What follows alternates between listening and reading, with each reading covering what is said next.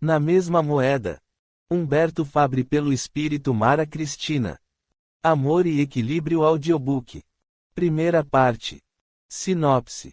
Mara Cristina foi traída pelo esposo com sua melhor amiga, desencadeando uma série de sofrimentos difíceis de suportar.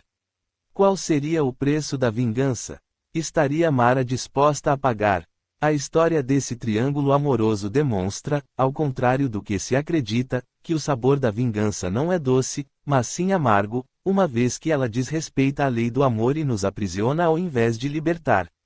Jesus sabiamente nos recomendou pagar o mal com o bem para que desta forma o mal não se perpetue, pois a cada revide saímos mais feridos e aumentamos nosso débito para com nosso semelhante. Curta, compartilhe, segue o canal, ative o sininho para não perder nenhum capítulo, assista os vídeos e os anúncios e comenta bastante para que o YouTube continue me divulgando para outros ouvintes. Bom livro. Capítulo 1. Questão de tempo. A noite estava trevosa ou será que aquele era mais um dia sem a presença do sol?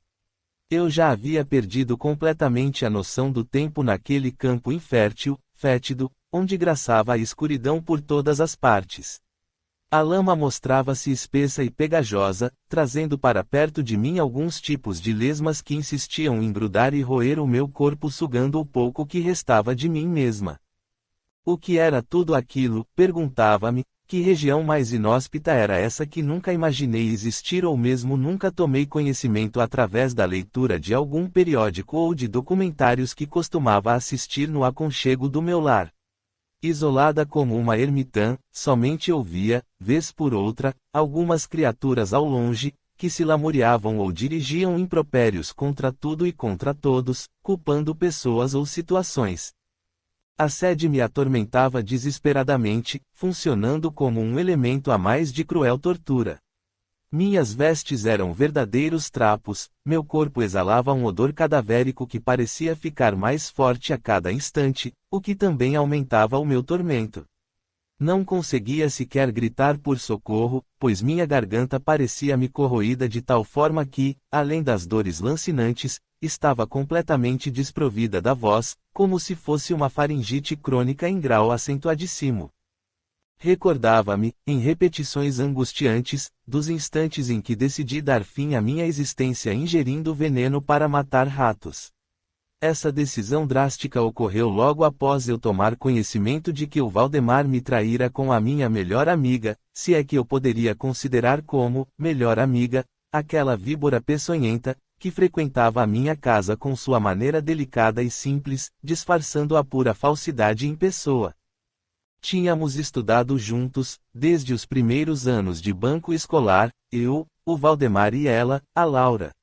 Nunca pude notar qualquer insinuação dela para aquele que seria o meu futuro esposo.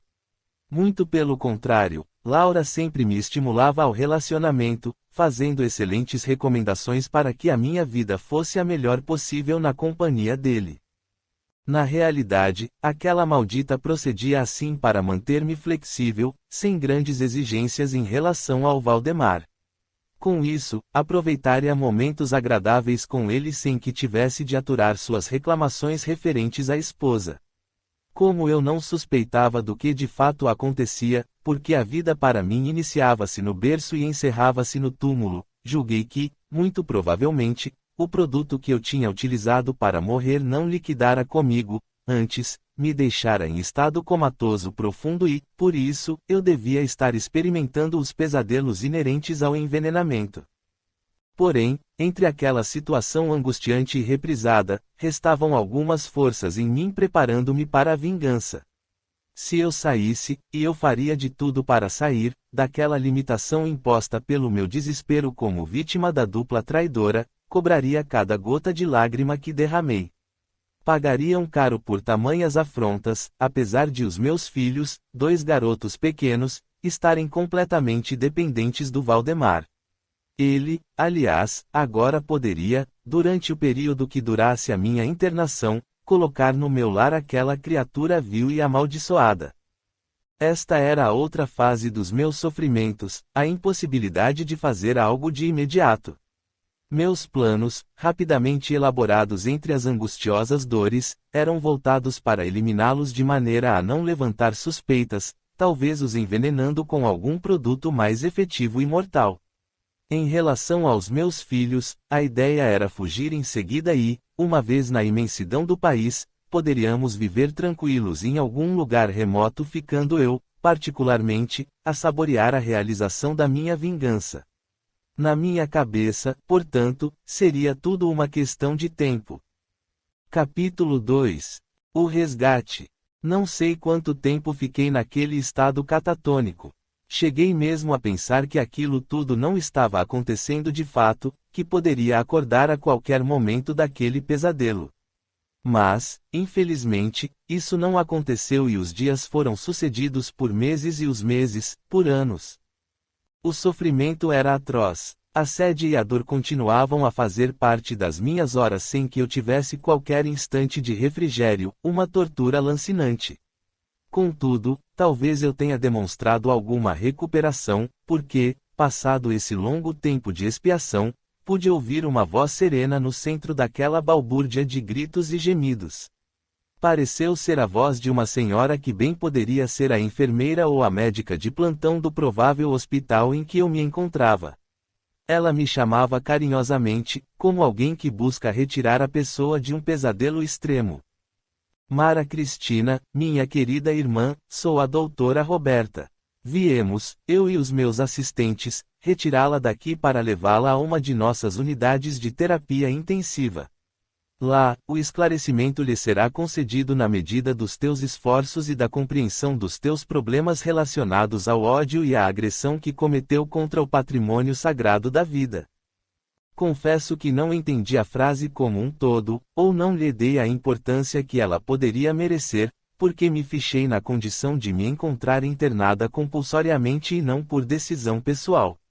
Ora, que me importava tudo aquilo, se estavam me retirando, seja de que hospital de loucos eu estivesse, para me levar para algo que provavelmente estaria em melhor condição. Tentei balbuciar algumas palavras, mas a dor intensificou-se de tal forma que foi impossível emitir qualquer som que não fosse algo gutural. Como não era acostumada a desistir facilmente, me esforcei, mas em vão, até ser aconselhada pela médica a não insistir no cometimento. Como eu não registrava praticamente a presença da terapeuta, pela fluidez de sua figura, creditei essa condição às minhas parcas possibilidades dada a fraqueza orgânica em que me encontrava. Contudo, o ambiente inóspito continuava a merecer meus registros visuais, o que contrastava com a nova ocorrência. Mais uma vez, sabia que não era o momento de elaborar conjecturas sobre essa ou aquela possibilidade. Então, senti que me retiravam daquele lodaçal dos pesadelos e me colocavam numa espécie de cama extremamente confortável, onde notei que aplicavam sobre o meu corpo algo extremamente frio, mas que produzia resultados agradáveis logo em seguida. Também visualizei a imagem um tanto embaçada de um homem, que me pareceu ser um enfermeiro, informando: "Já procedemos à higienização e à fluidoterapia, doutora. Estamos prontos para partir assim que a senhora desejar." "Excelente, Isidoro. Por favor, verifique se os outros voluntários estão preparados e os assistidos, devidamente acomodados. Se tudo estiver dentro dos conformes, iniciaremos o nosso retorno ao complexo hospitalar." "Agora mesmo, doutora." Foram essas as últimas palavras que registrei, porque, na sequência, um sono incontrolável, como que patrocinado por algum tipo de anestésico de grande poder e, ao mesmo tempo, extremamente confortador fez com que eu adormecesse pesadamente. Foi quando uma imagem invadiu o meu campo visual, como se eu fosse parte do público e ao mesmo tempo a protagonista de uma cena de teatro vivo. Minha mãe me segurava no colo cantarolando uma canção de ninar e envolvendo-me em profundo amor e atenção. Capítulo 3. Difícil despertar. Da mesma maneira que os meus pesadelos me fizeram perder a noção exata do tempo, também não sei qual foi o período em que estive inserida naquela terapia que me foi reservada. Despertei numa manhã de sol e demorei a me localizar no ambiente em que me encontrava. Procurei levantar-me, mas não consegui, pois o meu corpo não obedecia aos meus comandos. Considerei, então, que os efeitos de alguma medicação ainda atuavam sobre mim ou que a própria debilidade poderia ser a responsável por ainda me manter acamada. Todavia, estava instalada confortavelmente, pude até mover a minha cabeça para analisar o local. Sem qualquer sombra de dúvida, as acomodações eram as de um apartamento de hospital, porém, com um pequeno equipamento de monitoração que eu nunca tinha visto, além de outros itens de avançada tecnologia. A arrumação, que para mim sempre fora uma verdadeira obsessão, tanto com relação à casa quanto aos pertences do meu marido e filhos, essa organização, enfim, se mostrava impecável. O lugar, além disso, contava com uma temperatura agradável e uniforme, além de uma música suave de fundo. Percebi, por sua vez, que a dor insuportável que me queimava a garganta, como se um ferro incandescente tivesse sido ali colocado, havia desaparecido quase que completamente.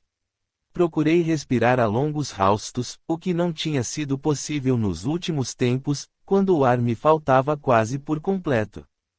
Imediatamente meus pensamentos se voltaram para os meus filhos, a Laura e o Valdemar, aquele demônio disfarçado com o qual eu me encarregaria quando estivesse em melhores condições. Os questionamentos começaram a me torturar: o que a Laura estaria fazendo? Como os meus filhos estavam sendo tratados?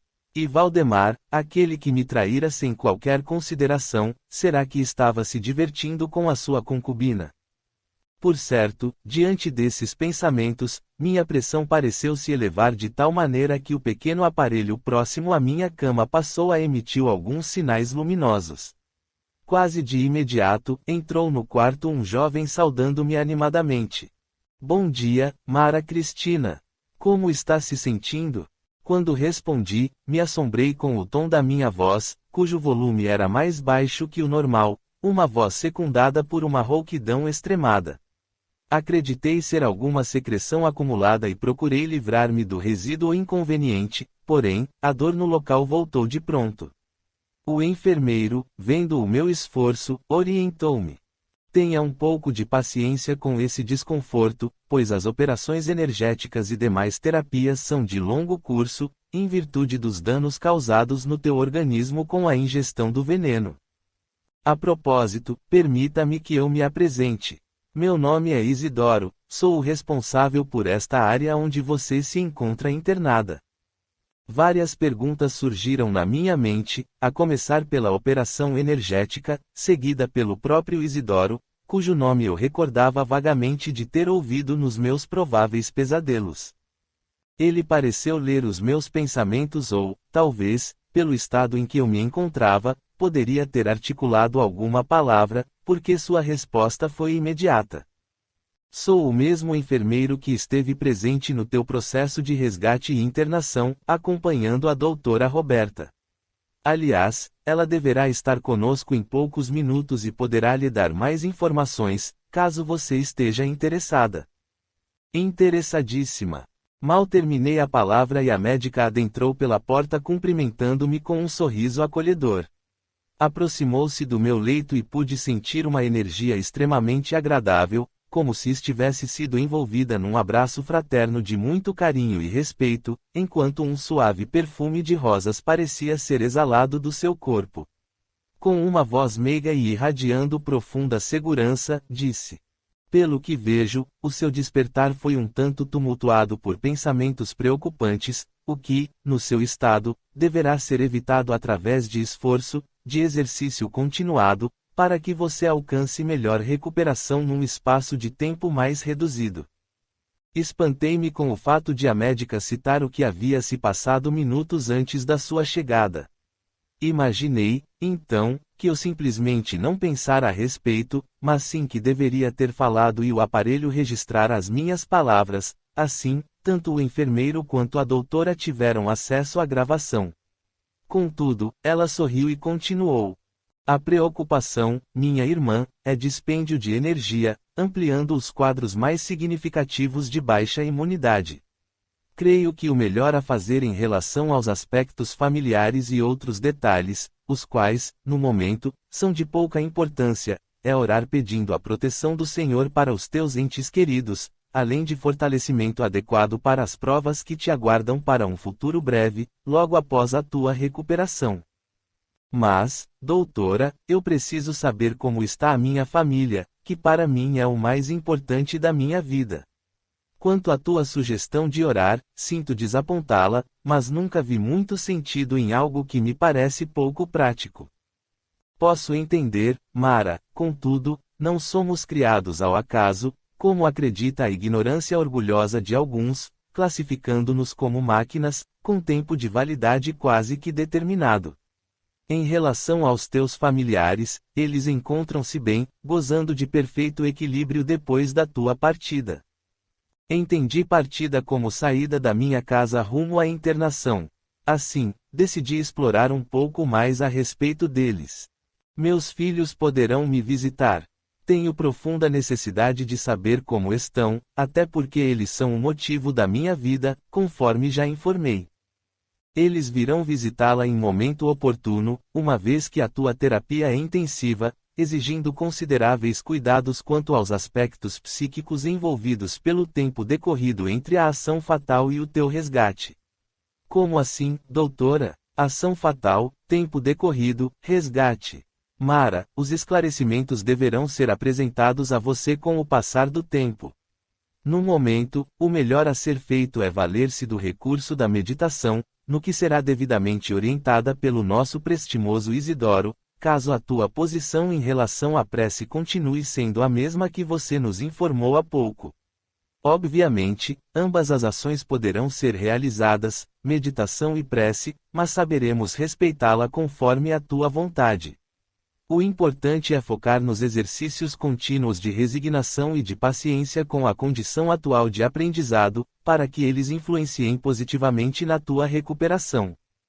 Doutora, tenho plena certeza de que a senhora não está dizendo tudo o que sabe sobre o meu quadro de saúde. Quanto tempo terei de esperar para saber mais sobre o meu estado clínico? Tempo é algo muito subjetivo quando precisamos nos equilibrar, minha irmã, porque, se procuramos agir contrariamente às nossas propostas evolutivas, insistindo em atitudes que nos maltratem seriamente, não poderemos exigir que a correção opere de maneira automática e imediata. Como exemplo, imagine que, se nos alimentamos inadequadamente e surge a enfermidade que foi implantada pelos excessos em nosso organismo, não poderemos exigir que o equilíbrio retorne a ele estando isso fora do curso natural da vida, não é verdade? Sim, doutora. Porém, a senhora pode ao menos me informar há quanto tempo estou nessa condição de paciente. Pelas medições de tempo do nosso planeta, Mara, cerca de 23 anos. O choque foi tamanho que eu não sabia se acreditava no que a terapeuta acabava de dizer. Será que estava novamente num daqueles pesadelos? Procurei de imediato confirmar a informação. A senhora disse 23 anos? Sim, minha querida. O tratamento para esses casos de envenenamento, entre outros de extrema agressão ao corpo físico, costuma demandar às vezes mais tempo do que esse que acabo de lhe informar. As lágrimas vieram em abundância aos meus olhos. Soluçando, eu disse, meus filhos devem ser, hoje, homens formados. Minha vida, perdi todo esse tempo por causa daquela víbora peçonhenta e o traidor vulgar. As únicas palavras que ouvi antes de adormecer foram as determinações da médica ao enfermeiro-chefe. Isidoro, por favor, aplique a bioenergia em nossa irmã para que ela repouse um pouco mais. Capítulo 4. Realidade estampada. Nos meus sonhos, sentia-me enlevada, flutuava entre nuvens, o que me transmitia um suave reconforto, como se fosse bafejada por vibrações de indizível amor. Queria voar rumo ao infinito, em direção a um facho de luz que me aquecia e ao mesmo tempo me magnetizava agradavelmente. Foi quando passei a ouvir uma voz meiga que me chamava para dali retornar. Quando despertei, tinha à minha frente a doutora Roberta e o Isidoro. Entre os últimos instantes daquele verdadeiro devaneio e a dura realidade, custei a aceitar que tudo não passou de momentos oníricos e que em breve eu retornaria ao meu lar. Reconheço que me esforcei ao máximo para admitir a versão de que grande parte do que eu havia passado até agora era fruto de medicação, provavelmente hipnótica, que me induzira ao sono terapêutico visando ao meu pronto restabelecimento. Talvez eu agora já tivesse atingido o átimo do processo e me encontrasse diante da minha libertação. Mas a realidade estampou-se à minha frente logo em seguida, quando a médica perguntou: como se sente depois desse repouso tonificante, minha cara? Para responder, tive de respirar profundamente, fazer um esforço considerável, porque o problema do órgão fonador insistia em mostrar-se presente. Estou melhor, não sei exatamente. Excelente. A terapia está surtindo o efeito desejado, disse a médica. Sim, acho que sim, doutora. Se não for inconveniente, eu poderia saber em que consiste esse tratamento que venho recebendo. Justifico, desde já, a minha curiosidade. Acredito estar experienciando sonhos e pesadelos que jamais tive na vida, segundo posso me recordar. A terapeuta atendeu-me rapidamente.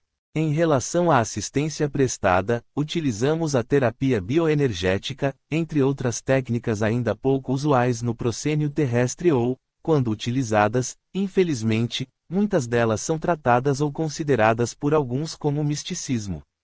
O homem do planeta ainda está relativamente longe de conhecer os processos fluidoterápicos e os indutores mentais, que trabalham diretamente o corpo espiritual produzindo a cura ou a amenização dos efeitos na organização somática.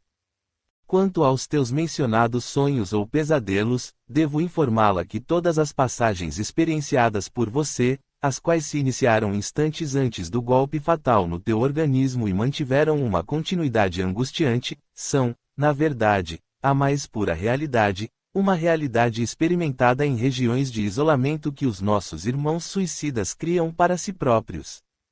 Desculpe, doutora, mas a senhora está dizendo que eu me suicidei, ou seja, eu estou morta.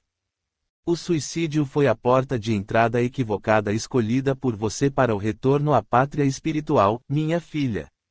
Quanto à questão da morte, o grande desespero de muitos que escolhem essa via agressiva ao patrimônio divino concedido por empréstimo, que é o corpo físico, é a constatação de que ela não existe. Em palavras simples, ninguém morre, apenas mudamos de dimensão carregando os tesouros que acumulamos, ou seja, o verdadeiro ouro das nossas virtudes ou os metais corroídos pela ferrugem, e sem valor, dos nossos enganos e desequilíbrios. Não é possível que a senhora esteja falando sério. Estou viva e internada, deverei retornar ao lar em breve. Por que essa tortura? A senhora é uma médica. Não consegui continuar, porque as lágrimas me inundaram a face, e a minha voz, já prejudicada, me faltou, sobrando apenas soluços roucos e desesperados. Mara Cristina, desperte definitivamente do teu cativeiro mental e abra o teu coração para o sagrado que vive dentro de você mesma, o Deus interior que está em potência esperando sua união ao nosso Criador, no qual todos nós vivemos, conscientemente ou não. Estou atendendo à tua solicitação quanto ao esclarecimento a respeito da tua condição, esperando que você tire o maior proveito desta experiência nas reflexões que serão necessárias para que reencaminhe a tua vida. Sei que você não é afeita à religião, mas existe uma que une todas as conhecidas até então, que é a religião do amor ensinada por Jesus. Recorra a ele em uma conversa íntima e você receberá as respostas adequadas às tuas necessidades. Entre lágrimas, eu apenas conseguia pensar em me vingar daquela criatura vil que me destruíra a vida. Tudo o que eu passara até então tinha uma responsável, Laura, a maldita cascavel que envenenara o meu marido e a minha família. Como se estivesse lendo os meus pensamentos, a médica procurou tranquilizar-me. Não pense que a vingança lhe trará qualquer melhoria ou benefício na tua existência já muito comprometida pelo ato tresloucado, minha filha. Ela somente acrescentará maior dose de sofrimento e responsabilidade diante das leis divinas. Portanto, peço que medite profundamente quanto às tuas propostas de agora em diante. Mara, opte pelo amor, que tudo perdoa, e espere que a justiça seja feita diante das leis inalteráveis do nosso Criador. Faça a opção por Jesus, minha irmã. Meus pensamentos se encontravam em verdadeiro turbilhão.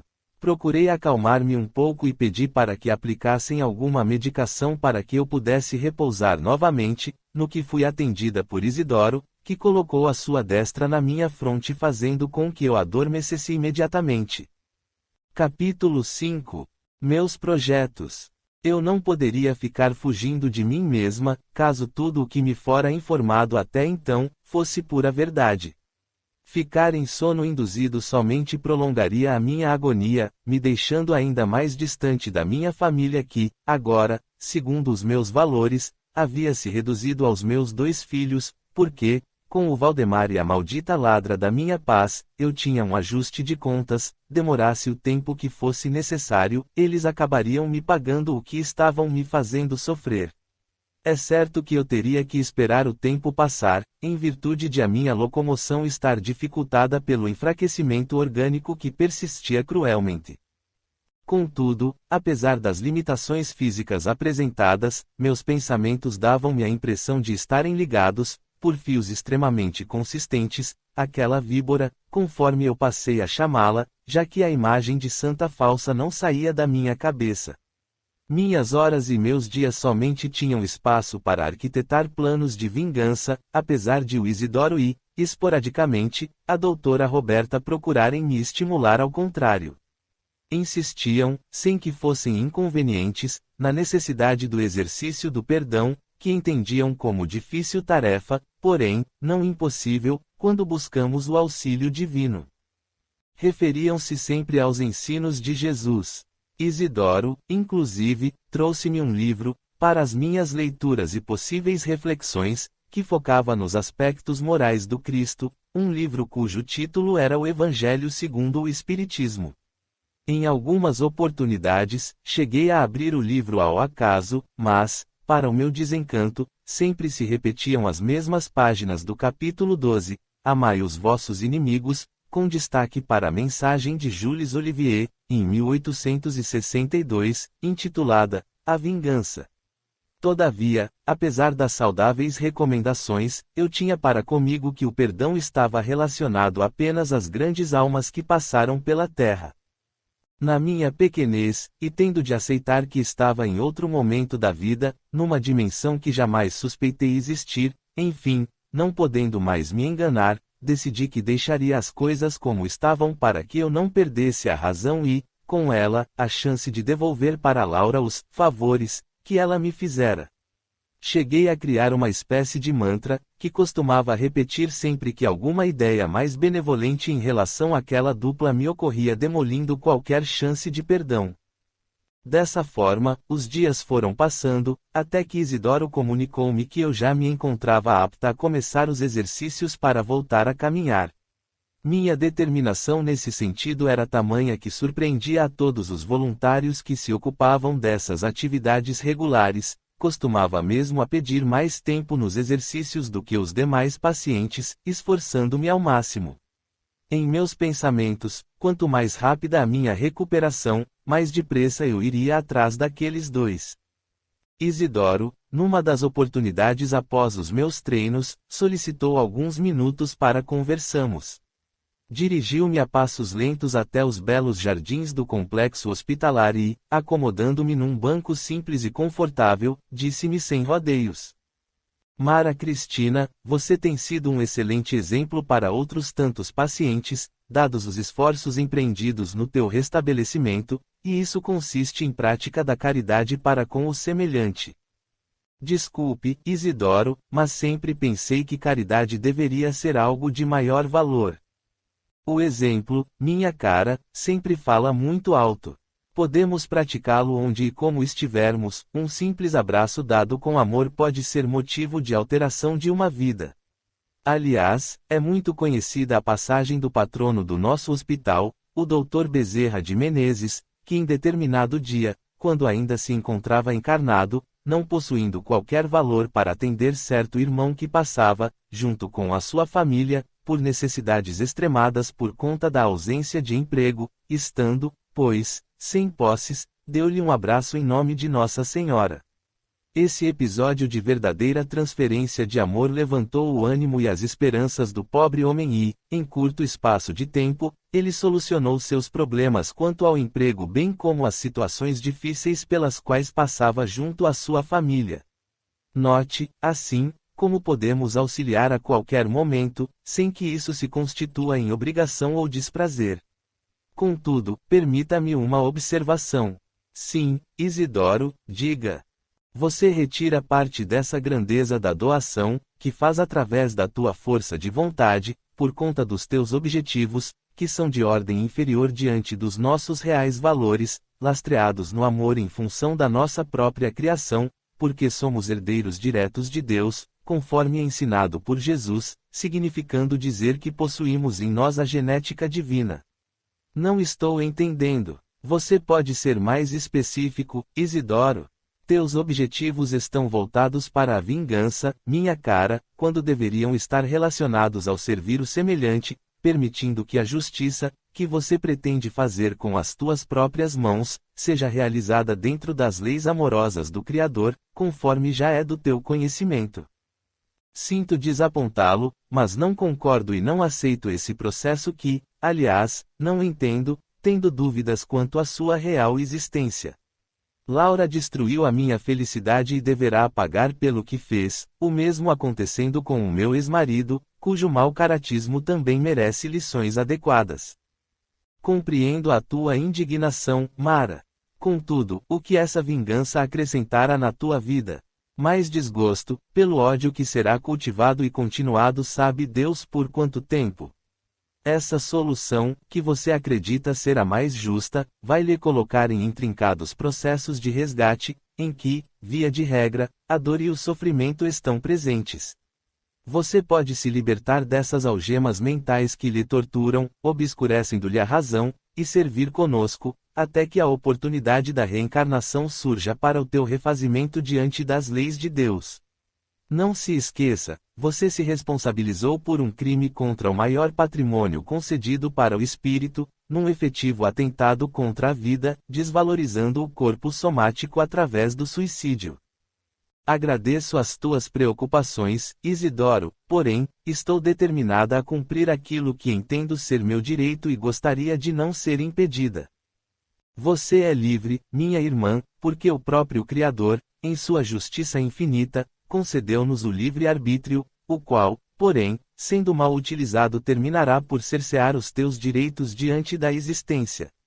É pura questão de opção e, no teu caso, você o faz de forma consciente, sabendo que deveria procurar o caminho do perdão, conforme ensinado por Jesus, quando questionado por Pedro, seu apóstolo, perdoar 70 vezes 7 vezes. Mais uma vez agradeço as recomendações, Isidoro. Agora, se me permite, gostaria de me retirar para um pequeno repouso.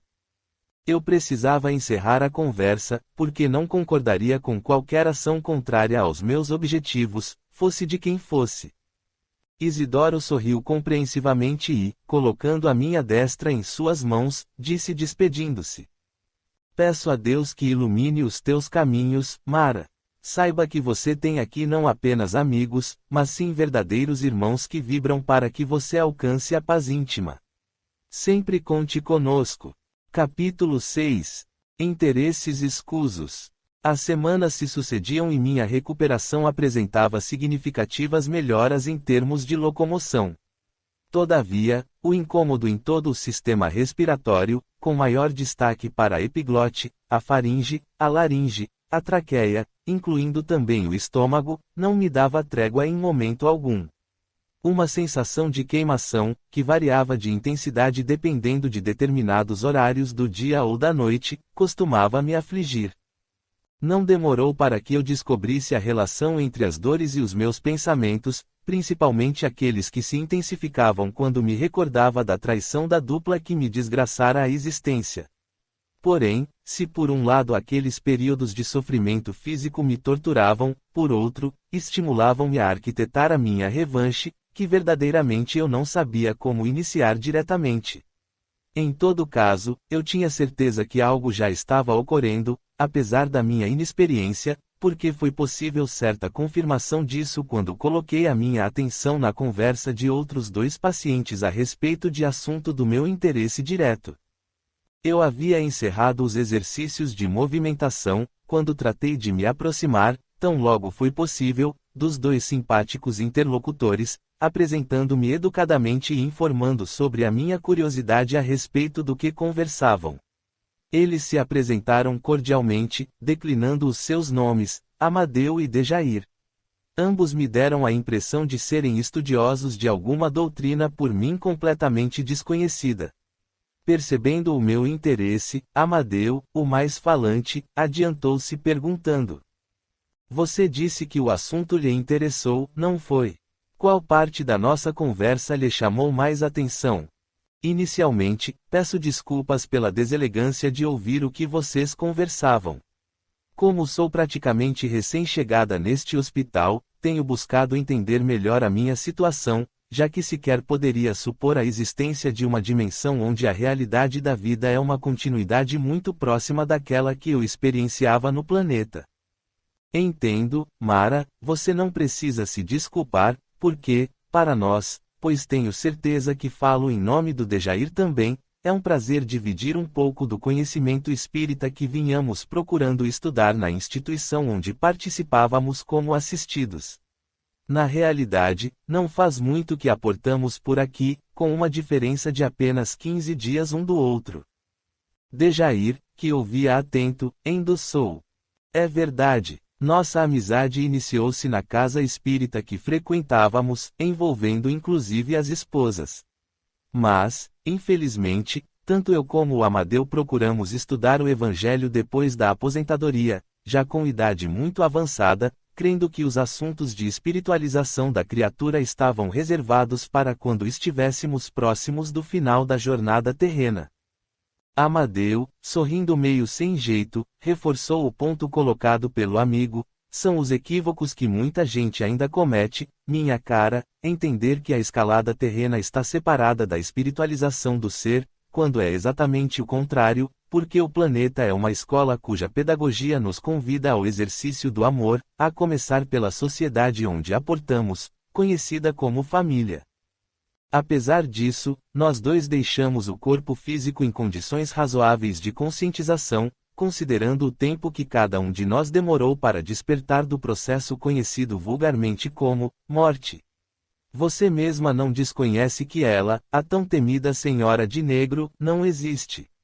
Dejair interrompeu o amigo, dizendo: "Amadeu, perdoe-me, mas estamos fazendo um relato das nossas vidas, quando a nossa Mara quer saber um pouco mais sobre a doutrina." "Você tem razão, Dejair, por vezes falamos demais." "Absolutamente. Estou interessada e acredito que a experiência de ambos é enriquecedora também." "Está certo. Diga-me, onde exatamente paramos?" perguntou Amadeu. "Vocês falavam sobre a questão do desdobramento em sono natural." "Sim, sim. Estamos estudando, provavelmente pela 10ª vez, a obra do instrutor André Luiz, que foi levada ao planeta pela psicografia de Francisco Cândido Xavier. É o ponto em que o autor espiritual narra o sonho que teve com a sua mãezinha, que se encontrava em outra dimensão. Esse aspecto me interessa sobremaneira, porque tenho sonhado com pessoas do meu relacionamento no planeta.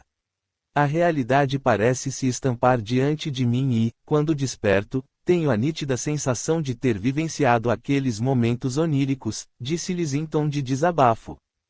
Pode ter certeza, Mara Cristina, que você vivenciou de fato essas ocorrências. São os nossos assim chamados sonhos reais, em que o espírito, em desdobramento, deixa seu invólucro mais grosseiro e vai ter com aqueles com os quais se relaciona costumeiramente, entre outras opções particulares, respeitando o interesse de cada um. Obviamente que não são todos os estados oníricos que estão classificados como reais, uma vez que temos de considerar os aspectos relativos ao cérebro e as necessidades que o órgão apresenta nos quesitos recuperação, transferência de memórias, nos chamados sonhos do subconsciente, entre outros aspectos para nós desconhecidos, esclareceu Amadeu. Com muito interesse, voltei a perguntar: Amadeu, eu sempre achei que a morte do corpo físico eliminasse essas necessidades. Lê do engano, não, Mara? O corpo espiritual ou perispírito, conforme bela definição de Allan Kardec, pelo menos na dimensão em que nos encontramos, apresenta um grau de materialidade que também nos impressionou quando aqui aportamos.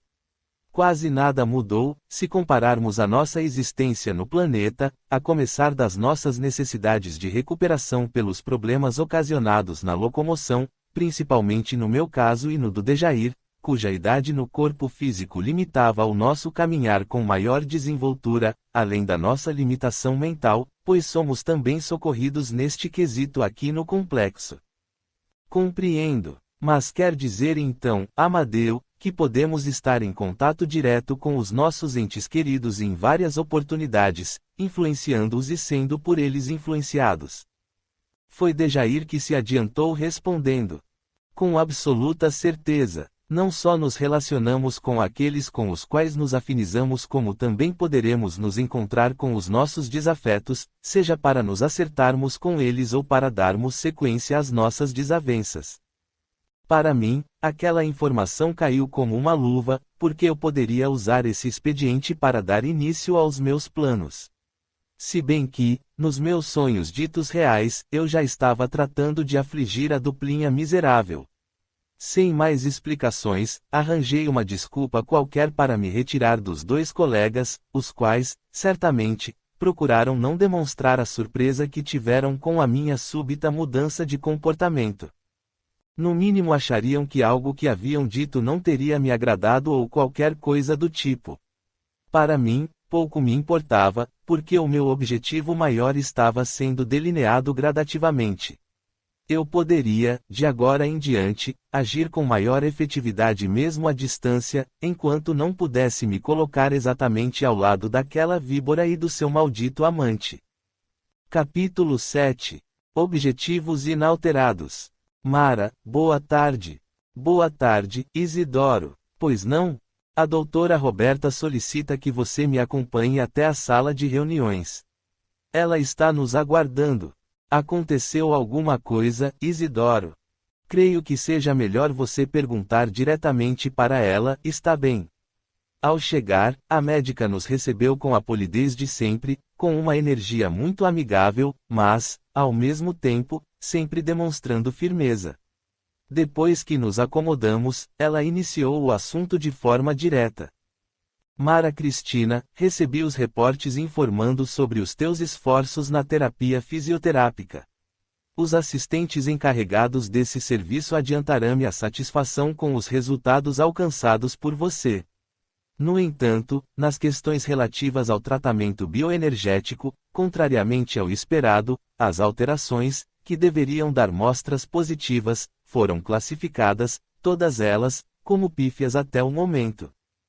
Não entendo, doutora, porque tenho participado das sessões de fluidoterapia, disciplinadamente, conforme as orientações dos encarregados daquela assistência.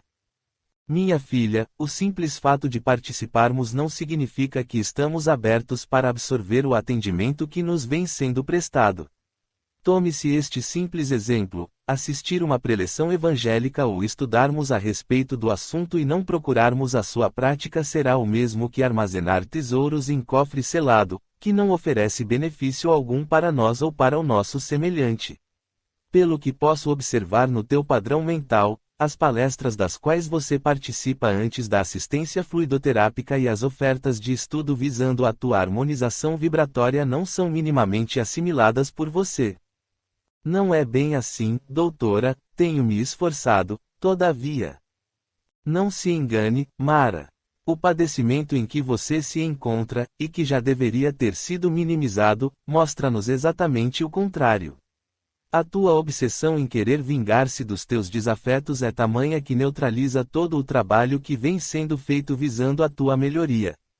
A tua disposição em se recolher aos aposentos e alienar-se para a vida, buscando agredir o Valdemar e a Laura, enviando-lhes energias deletérias ou atuando diretamente sobre eles quando desdobrada durante o período do sono corporal, não só está ocasionando os mais diversos problemas aos teus desafetos, mas também se reflete diretamente em você, razão pela qual o teu quadro enfermiço não apresenta alterações significativas.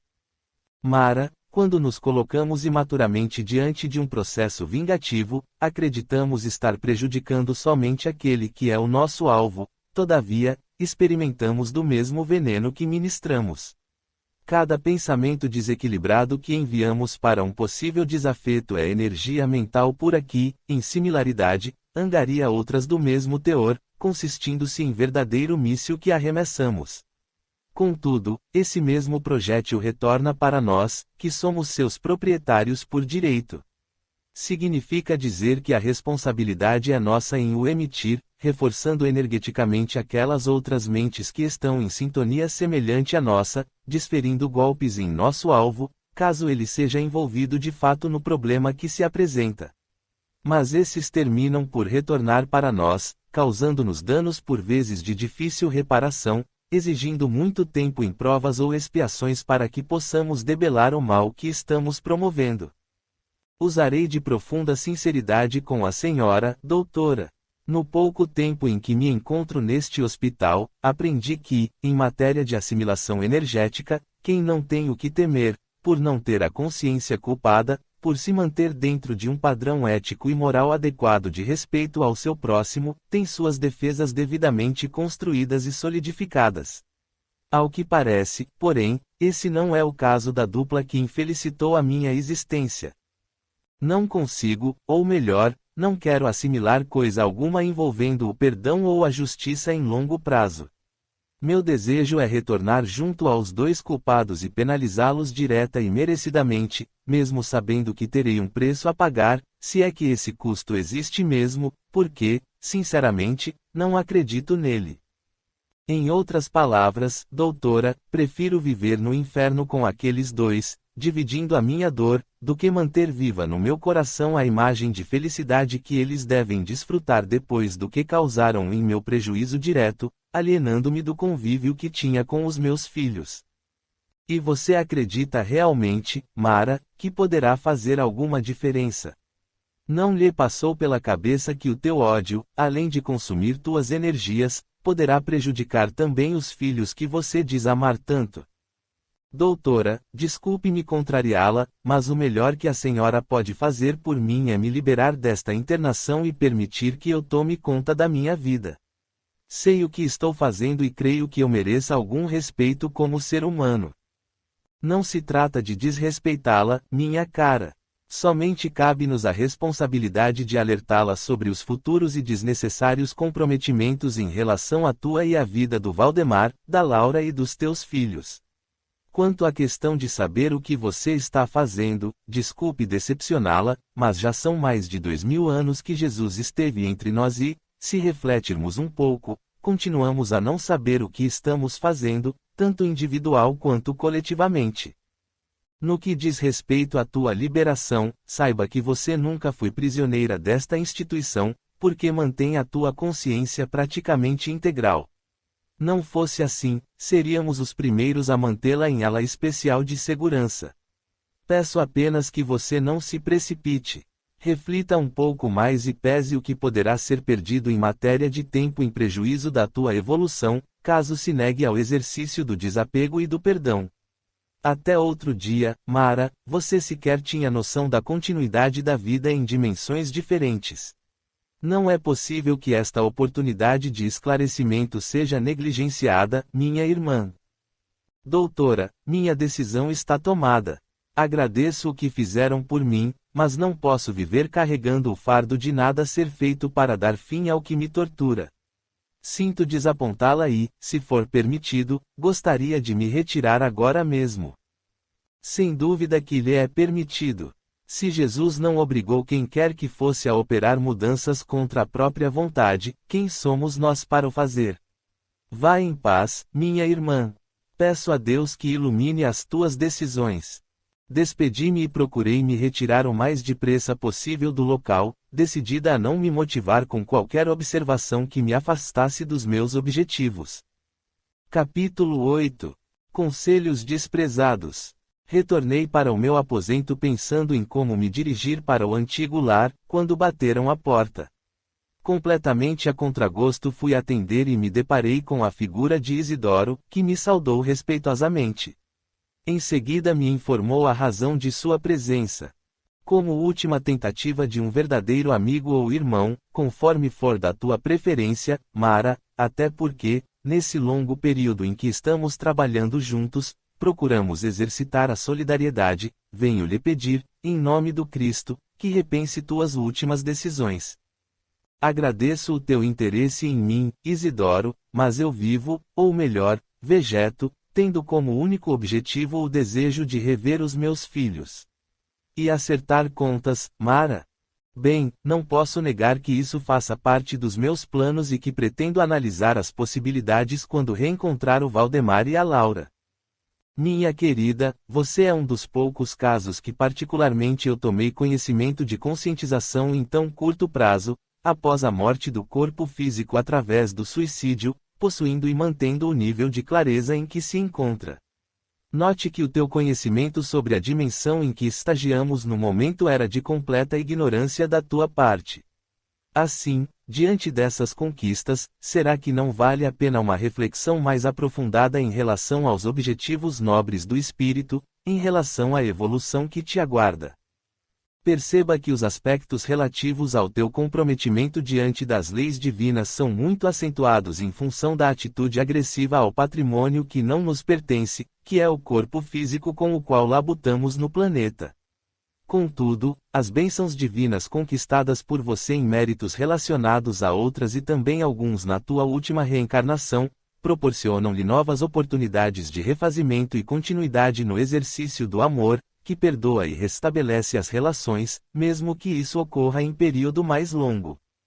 Adicionalmente, se fomos traídos em nossa confiança pelas pessoas com as quais tínhamos grande dedicação, poderá significar, nem sempre, logicamente, que talvez tenhamos tomado atitudes semelhantes com parceiros ou parceiras de outras vidas, ou, também, que estejamos diante da necessidade dessa experiência como prova para nós, com irmãos ou irmãs nossas que ainda estão despreparados, mas que aprenderão conosco a valorização deste patrimônio que é a confiabilidade, depois que se conscientizarem do que promoveram para aqueles com quem partilhavam a mesma senda. Mara, recordemos Jesus. Judas, equivocado em conceitos libertadores do povo e não da real libertação do espírito através do autoconhecimento, traiu inadvertidamente o Mestre, o qual amava, servindo inclusive de veículo de homens sem escrúpulos na sua época. Note o quanto nos equivocamos pela profunda ignorância e fragilidade diante da vida. Por acaso, não será essa a posição do Valdemar e da tua amiga? Não estarão, na existência atual, como duas crianças que precisam ser educadas e não maltratadas. Isidoro, não desconheço tudo o que foi feito em meu favor. Sentindo-me mais forte, prometo que refletirei sobre as tuas palavras, porém, hoje, não estou apta a lhe dar uma decisão final. Preciso ir ao encontro dos meus filhos e gostaria de ser auxiliada nesse intento. Perdoe-me se insisto, mas nem sempre mantemos o equilíbrio perfeito diante da prova, Mara. Uma coisa é a teoria, outra é a postura à frente daqueles que às vezes ainda não conseguimos amar. Esse risco ao qual você pretende se submeter é completamente desnecessário para o momento. Eu sinto muito, mas não consigo ter paz. Não consegue ou não quer, minha irmã? Pense a respeito, porque você já prejudicou demais a tua recuperação com as atitudes mentais completamente voltadas para a vingança, já se responsabilizou pelos danos causados aos teus desafetos, através do fio do pensamento e nos momentos possíveis do desdobramento, tanto é que ambos buscam o refúgio do corpo sempre que divisam a tua presença junto deles.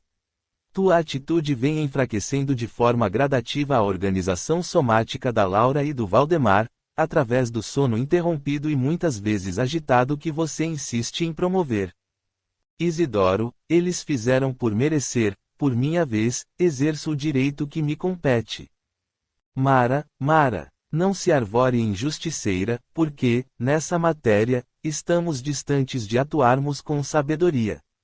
Quem a possuía em grau máximo, quando passou há mais de 2000 anos pelo planeta, nem mesmo ele se colocou como juiz diante de criaturas equivocadas. Conforme já disse, prometo que vou pensar. No momento, necessito de ajuda para sair daqui.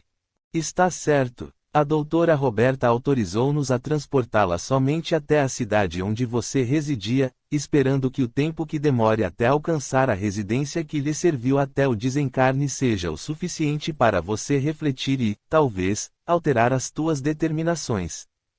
Por que não posso ir direto para a minha casa? A rigor, Mara, você não poderia deixar este hospital, e isso para o teu próprio bem. Porém, como a tua posição não é a de prisioneira, conforme já lhe foi informado, procederemos ao transporte porque não podemos ser irresponsáveis em liberá-la diante das regiões de sofrimento que nos circundam. Agradeço. Quando, então, podemos seguir viagem? Agora mesmo. Lembre-se, a partir deste momento, você está por tua conta e risco. Não ficará sozinha, porque do Senhor jamais nos afastamos, até porque nele vivemos. Contudo, preste muita atenção com o que será feito do teu livre-arbítrio. Podemos ir. Capítulo 9. Fazendo associações. Desembarquei do veículo aéreo, que me conduziu até a periferia da cidade onde eu havia residido até a minha partida. Vendo o local para onde me levaram, quis protestar com Isidoro que me acompanhava. Contudo, ele calmamente me disse: como lhe informei anteriormente, o percurso poderá lhe apresentar maiores conveniências para as reflexões. Caso você decida alterar os teus planos, entre em contato conosco, que enviaremos a você o resgate. Como farei isso, se não disponho de qualquer aparelho para me comunicar com vocês? Através dos teus pensamentos, que acionarão um microchip instalado debaixo do teu couro cabeludo, exatamente na direção do teu centro de força coronário. Esse pequeno aparato lhe será de grande valia em caso de extrema necessidade. O que? Estou sendo monitorada? Absolutamente, Mara. Essa é uma medida em prol da tua própria segurança. Não queremos que nada de grave lhe ocorra.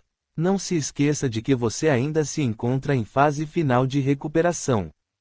Está bem, mas essa agora, creio que não será necessário, porque tenho apenas interesse em visitar os meus filhos. Que seja assim, minha irmã, de acordo com o teu desejo. Que o Senhor ilumine os teus passos. Até breve. Assim que Isidoro partiu, senti-me aliviada e livre novamente. Porém, algo desagradável ocorreu logo em seguida. A dor que eu sentia em grau mínimo na garganta passou para uma condição desconfortável, agravando-se à medida que eu caminhava em direção ao meu lar. Notei a relação entre ela e os meus pensamentos de reconquista daquilo que me pertencia, estavam em sintonia perfeita. Bem, se era esse o preço a pagar, eu arcaria com satisfação, porque não permitiria que aquela aventureira pudesse fazer parte da vida da minha família. Ela, que roubara o meu marido, a minha paz e a minha existência, pagaria caro quando eu pudesse colocar-lhe as mãos. De repente, fui despertada dos meus devaneios por alguns impropérios dirigidos a mim por vagabundos que perambulavam pelas ruas. Minha primeira surpresa foi a de que eles se encontravam no mesmo patamar que eu, porque passavam através das pessoas e, não sei como, alguns deles tiveram seus interesses despertados pela minha presença. Um grandalhão maltrapilho, acompanhado de outros 2 sujeitos, aproximou-se dizendo: a bonequinha está perdida? Apressei o passo, mas o trio não se fez de rogado e passou a me seguir insistindo. Parece que você é nova no pedaço. Se quiser, poderemos auxiliá-la nos teus projetos. Fui surpreendida em suas colocações, tendo a nítida impressão de ter sido descoberta por aquele indivíduo asqueroso. Achei melhor sair rápido dali, quando fui contida, sendo segurada fortemente pelo braço direito, enquanto os outros 2 acompanhantes me cercavam. Tentei me desvencilhar, mas a força do grandalhão era descomunal. Num movimento rápido, ele me agarrou pela cintura e quase colou a sua face na minha. O odor exalado pelo seu corpo me levou a sentir náuseas quase que de imediato. Quando ele falou, seu hálito se assemelhava à carne em elevado estado de putrefação. Deu-me a impressão de que se tratava de um cadáver ambulante. Debate-me para sair dos seus braços, todavia, não alcancei o sucesso desejado, porque ele apertou-me com maior força e ordenou: fique quieta ou te espancaremos até que não tenha mais como se locomover. Quero saber, o que faz nos meus domínios. Com a voz trêmula, pelo inusitado da experiência, respondi: não sou uma invasora. Apenas estou de passagem em direção à minha residência. Por favor, me solte e deixe que eu vá em busca da minha família. Ele gargalhou estridentemente, sendo acompanhado pelos outros 2 comparsas. Vejam vocês, a bonequinha está querendo voltar para casa. Mas aqui ninguém passa sem pagar pedágio, dona. Não tenho coisa alguma que lhes possa interessar, sou apenas uma criatura que busca fazer justiça pelos danos sofridos por uma víbora que se fazia de amiga e destruiu a minha vida, traindo a minha confiança em parceria com o meu marido. O sujeito pareceu ter levado um choque quando eu terminei a frase, porque me soltou imediatamente. Olhou para os outros 2 como que procurando confirmar alguma coisa, respirou profundamente e, baixando o tom de voz, procurou falar de forma mais polida. Eu sei como você deve estar se sentindo, porque nós 3 fomos vítimas de situações semelhantes, não é, rapazes? Ele recebeu a confirmação dos outros e continuou: nós nos conhecemos por aqui, enquanto perambulávamos pelas redondezas, e acabamos nos tornando amigos pelos mesmos problemas. Todos nós fomos traídos pelas megeiras que foram as nossas esposas e que se encarregaram, com os seus amantes, de dar um fim nas nossas existências. Tolas que eram, porque não conseguiram nos matar, depois que nós 3 nos associamos, fomos à forra. Percebi que estava se abrindo uma verdadeira avenida de oportunidades para mim, ao ouvir a declaração do grandalhão. Decidi dar prosseguimento perguntando: onde elas se encontram? Minha ex-esposa está presa num casebre próximo daqui, as outras 2 malditas ainda resistem na casaca de carne, apesar das nossas ações constantes na tentativa de retirá-las e trazê-las para o nosso lado. Já conseguimos criar um inferno na vida delas, fazendo com que o relacionamento de ambas terminasse. Porém, mesmo com todo o nosso empenho, o corpo das cobras permanece fortalecido. Podemos, se quiser, nos associar e ajudar você nos teus interesses. Depois nos unimos para liquidar as outras 2. Melhor, vamos trabalhar em paralelo, aplicando a justiça que merecemos, um pouco para cada uma, todos os dias. O que me diz? Eu imaginei de imediato que me colocaria em situação delicada, caso não aceitasse a proposta, ao mesmo tempo, como não sabia ser efetiva diante do Valdemar e da Laura, talvez a ajuda viesse bem a calhar. No momento, eu não tinha mesmo outra opção e preferi aceitar. Vejo que é uma excelente oportunidade, senhor. Sem o senhor, eu sou o Valdo, estes meus amigos aqui são o Pelegrino e o Toninho. Muito prazer, chamo-me Mara Cristina. Cumprimentamo-nos, em seguida, Valdo falou: o que estamos esperando, amigos? Vamos conhecer a casa da Mara e ver o que podemos fazer por ela. A caminho, vamos andando. Capítulo 10. Na mesma moeda. A locomoção se mostrava difícil para mim. O ambiente por onde caminhávamos dava-me a impressão de estar impregnado de energias densas, as quais, praticamente materializadas, impediam a livre movimentação. Não passou muito tempo para que eu me sentisse exaurida e ficasse muito atrás dos novos colegas de infortúnio. Pelegrino foi quem solicitou ao Valdo, que chefiava literalmente o grupo, para que parássemos por um instante a fim de que eu pudesse me recompor. Mal conseguia articular as palavras e isso por 2 motivos, o cansaço em si e a dor que gradativamente aumentava em todo o meu órgão fonador. Fazendo enorme esforço, eu disse: não sei o que está me acontecendo. Mal consigo respirar direito. Pelegrino foi quem veio em meu socorro informando: tenha paciência, porque esses sintomas se devem à nossa reação às energias do local que estamos atravessando. Nesta cidade, já aprendemos, na prática, que existem bairros inteiros ou, às vezes, parte deles com uma energia mais adensada. Valdo, que conhece um pouco mais desse assunto, poderá explicar melhor. O líder pareceu gostar de ser citado com certo grau de bajulação pelo colega.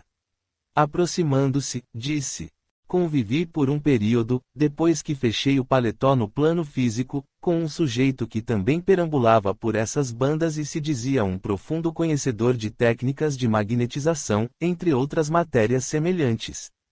O orgulhoso não quis me ensinar muito, mas, em certa feita, me informou que esses ambientes mais densos têm relação direta com os pensamentos das pessoas que convivem e vibram de forma semelhante, criando individual ou coletivamente suas atmosferas particulares.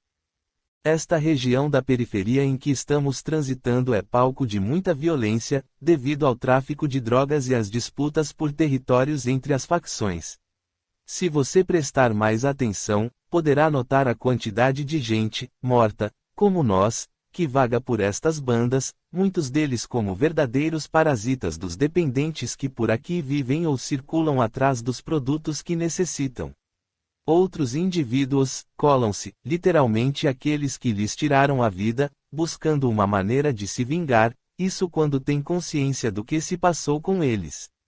Todas essas tramas, aliadas, ainda, ao profundo abandono em que vivem essas pessoas, criam a atmosfera pesada que podemos sentir em grau mais acentuado. O assunto despertara-me interesse. Procurando vencer as limitações que experimentava, questionei: então, pelo que você está dizendo, existem locais melhores em matéria de vibração? Mais ou menos, porque, quando não é uma coisa, é outra. O mesmo pode ocorrer por outros motivos, tais como a ganância, a sexualidade exacerbada, as intrigas, as maquinações assassinas e uma gama enorme de objetivos mesquinhos, criando a atmosfera psíquica que lhe é inerente. Percebi que o Valdo não parecia ser tão desinformado assim, pela forma como esclarecia determinados pontos. Decidi adicionar mais uma pergunta: não existem locais onde a atmosfera esteja em melhor condição? Sim, mas não costumamos entrar nessas casas ou instituições, porque verdadeiros halos energéticos circundam esses ambientes não permitindo a entrada. Quando possível, somente com autorização daqueles que se postam como verdadeiros vigilantes na nossa dimensão. O tal sujeito que me orientava disse-me, certa vez, que essa atmosfera está relacionada às criaturas que procuram manter seus pensamentos mais elevados, utilizando, para isso, o recurso da vigilância e da prece. Como nunca fui afeito a esses particulares, porque sempre achei que religião, ou qualquer coisa dessa natureza, foi organizada por pessoas ambiciosas, procuramos, tanto eu como os meus dois amigos, nos afastar desses locais ou de determinados médicos ou enfermeiros, sei lá de onde vem esse povo, que circulam por essas bandas socorrendo os que estão mortos e completamente alienados. Como temos consciência do que se passou conosco e estamos voltados para os nossos projetos de justiça, não damos qualquer oportunidade para os carolas se aproximarem. Toninho, que ouvia atentamente, pedindo a palavra, confirmou: o Valdo está coberto de razão.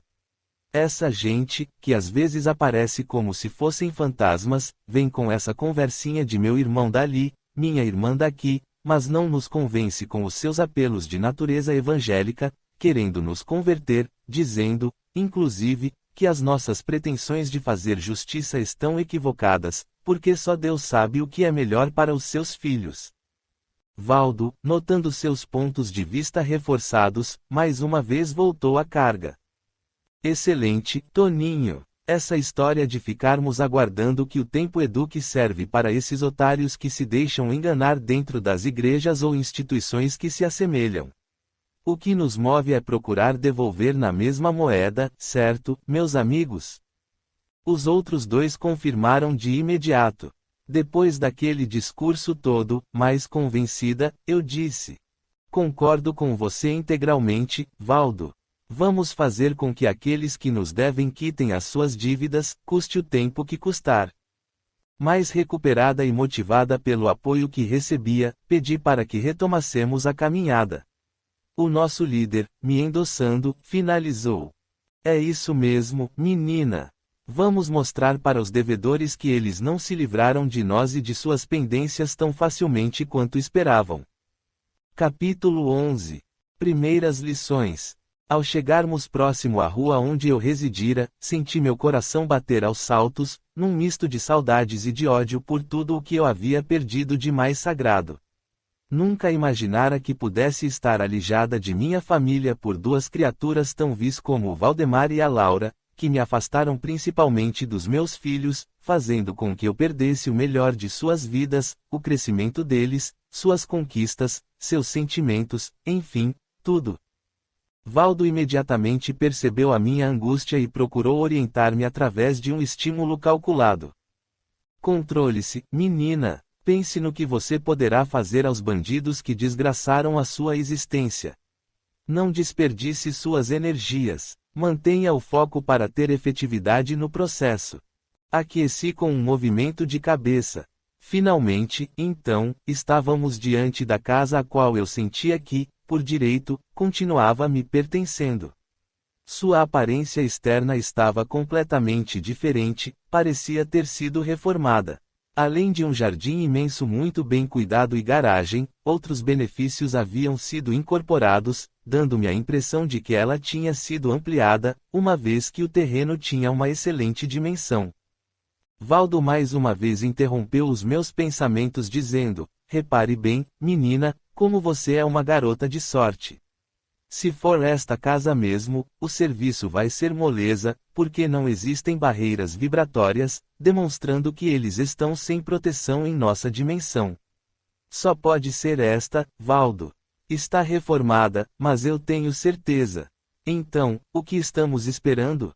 Vamos entrar. E virando-se para Toninho e Pelegrino, ordenou: amigos, vasculhem a residência toda por fora e vejam se temos algum imbecil vagando por aqui. Se houver, espantem o vagabundo, caso ele não nos seja útil. Enquanto os dois foram cumprir como ordenado, entramos na casa, tendo Valdo à minha frente. Fiquei espantada com a decoração moderna, completamente diferente do tempo em que eu vivera ali, parecendo-me que os móveis eram aquisições recentes. Tudo se mostrava impecavelmente em ordem. Percebi, enfim, que a reforma também acontecera internamente. Continuamos avançando indo até a cozinha. Foi quando fui surpreendida, encontrando duas moças uniformizadas que conversavam animadamente enquanto trabalhavam. Uma delas estava ocupada com a preparação de algum alimento, enquanto a outra fazia a arrumação interna de um armário. O ódio que senti naquele instante foi tamanho que a dor na garganta se acentuou drasticamente. Pensei: miserável, se o maldito ainda vive aqui, está dando o conforto que eu não tive para aquela megera, se é que eles estão juntos. Valdo fez um sinal para que eu me acalmasse, dando-me a impressão de que captava alguns aspectos dos meus pensamentos mais íntimos. Aproximando-se da jovem que estava cozinhando, impôs a sua destra sobre a sua cabeça e perguntou: quem são os teus patrões e onde se encontram? Ela sentiu uma espécie de arrepio que perpassou por todo o corpo. Acreditando que falava consigo mesma, respondeu: o Dr. Valdemar e a Dona Laura estão na empresa deles. Retornarão mais cedo para um jantar com um dos clientes que disseram ser importante.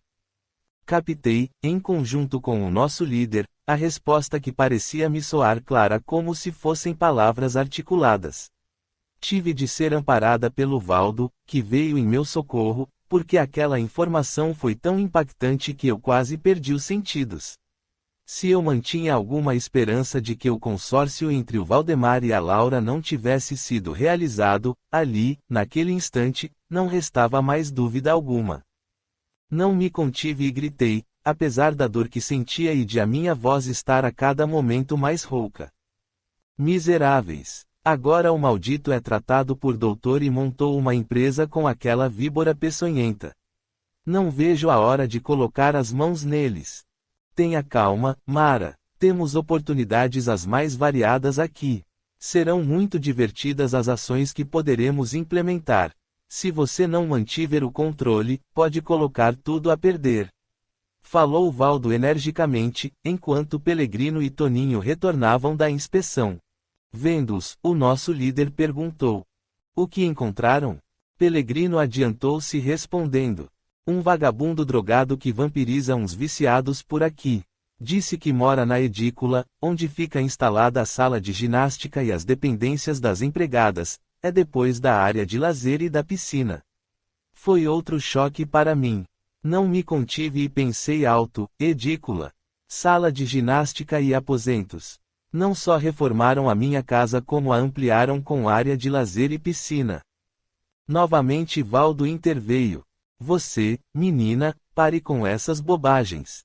Já é a segunda vez que estou avisando e não haverá terceira, estamos entendidos? Se quiser ajuda, é melhor colaborar, porque não tenho tempo para ficar te corrigindo ou servindo de babá. Um tanto contrariado com a minha postura, voltou-se para o Pelegrino e questionou: o que vocês fizeram com o sujeito? Demos uns sopapos nele e o botamos para correr. Creio que nunca mais apareça por essas bandas. Vocês dois são uns incompetentes.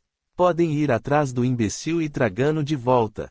Esse tipo de gente é útil para os nossos projetos porque são uns alienados. Vão agora, antes que eu perca a paciência. Já não basta essa daqui me dando trabalho com sua indignação. Rápido, desapareçam. Está bem, Valdo, não precisa ficar nervoso. Ele não deve estar longe, disse Toninho apavorado. Por minha vez, procurei me acalmar demonstrando uma segurança que não tinha. Aguardei alguns minutos e retomei o diálogo. Valdo, desculpe minhas atitudes, mas é a primeira vez que tenho a oportunidade de estar em casa novamente e... Ele cortou-me a palavra e falou ainda irritado: preste atenção e aprenda para depois nos auxiliar. Aproximou-se do fogão e, diante das panelas que estavam sendo utilizadas, concentrou-se profundamente passando a transferir uma energia escurecida que se desprendia de suas mãos, em grossos filamentos, sendo completamente absorvidas pelos alimentos que eram processados. Logo após, virou-se informando: este tipo de ação fará com que os nossos desprevenidos amiguinhos assimilem o magnetismo que transferi para as refeições que serão servidas, causando-lhes, posteriormente, um desconforto razoável. É rotineiro esse sucesso, Valdo? Depende de quem esteja presente. Existem encarnados que se mantêm numa atmosfera mental elevada e neutralizam completamente os vestígios magnéticos venenosos impregnados, outros, ainda, que costumam fazer as suas sinceras orações dentro de suas crenças, anulando também as nossas intenções e energias. Então, a prece funciona? Esses assuntos não me interessam diretamente e nunca procurei me aprofundar, porque a maioria dos que estão no corpo de carne não costuma atentar para esses cuidados, tornando-se presa fácil, uma vez que não cultivam qualquer vigilância dos seus pensamentos. Mostrando-se como um professor orgulhoso, Valdo continuou: entendo que, da mesma forma que eu possa transferir energias para eles de acordo com os meus interesses, por sua vez, existem alguns que possuem poder semelhante. É isso. Achei que a explicação tinha ficado pela metade, tal a analogia que fiz rapidamente com o que observara no complexo hospitalar. Mas, naquela altura dos acontecimentos, eu não seria tola de ficar questionando os conhecimentos, ou a falta deles, do brutamonte mal-cheiroso. Logo o ruído do motor de um veículo foi percebido por nós, ao que uma das empregadas confirmou dizendo para a outra: devem ser os patrões que retornaram. Vou recebê-los. Capítulo 12. Compromisso mafioso. Procurei me controlar para não me comprometer mais uma vez com o nosso líder, que dava mostras inequívocas de que tinha interesse em me auxiliar na empreitada. Respirando fundo, acompanhei a empregada que gentilmente foi abrir a porta para receber seus patrões. Quem entrou primeiro foi a víbora que havia infelicitado a minha existência, exibindo um ar de superioridade e juventude que não tinha.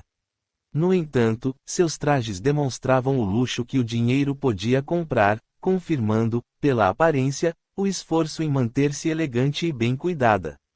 Imediatamente constatei que até nesses quesitos eu tinha sido espoliada.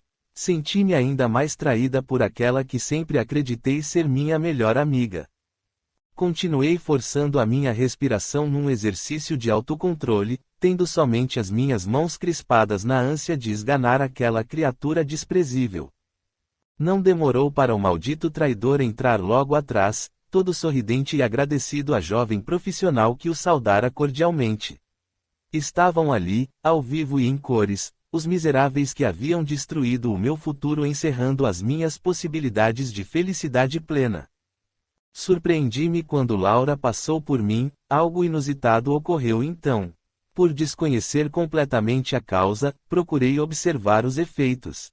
Ocorreu que Laura, ao cruzar o espaço em que eu me encontrava, imediatamente teve um surto de tosse por engasgo, o que chamou a atenção do Valdemar e da empregada.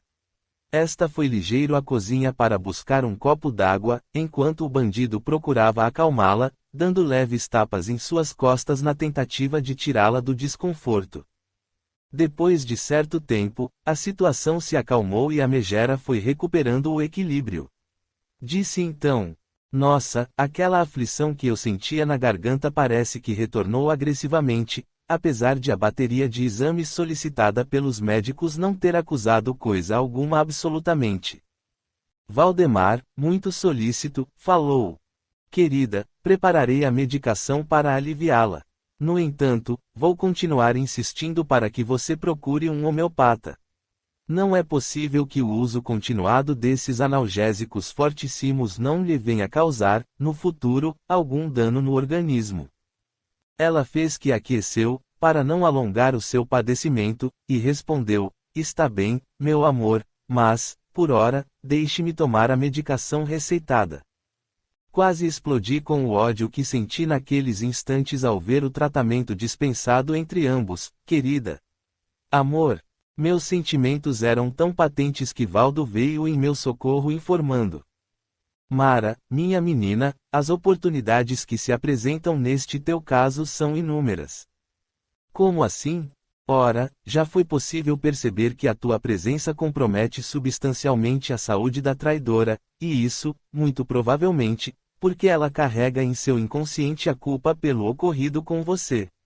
Foi por isso que, ao adentrar no teu campo energético, a ligação foi automática, despertando o problema que parecia ter sofrido uma trégua. É um fato real, Valdo.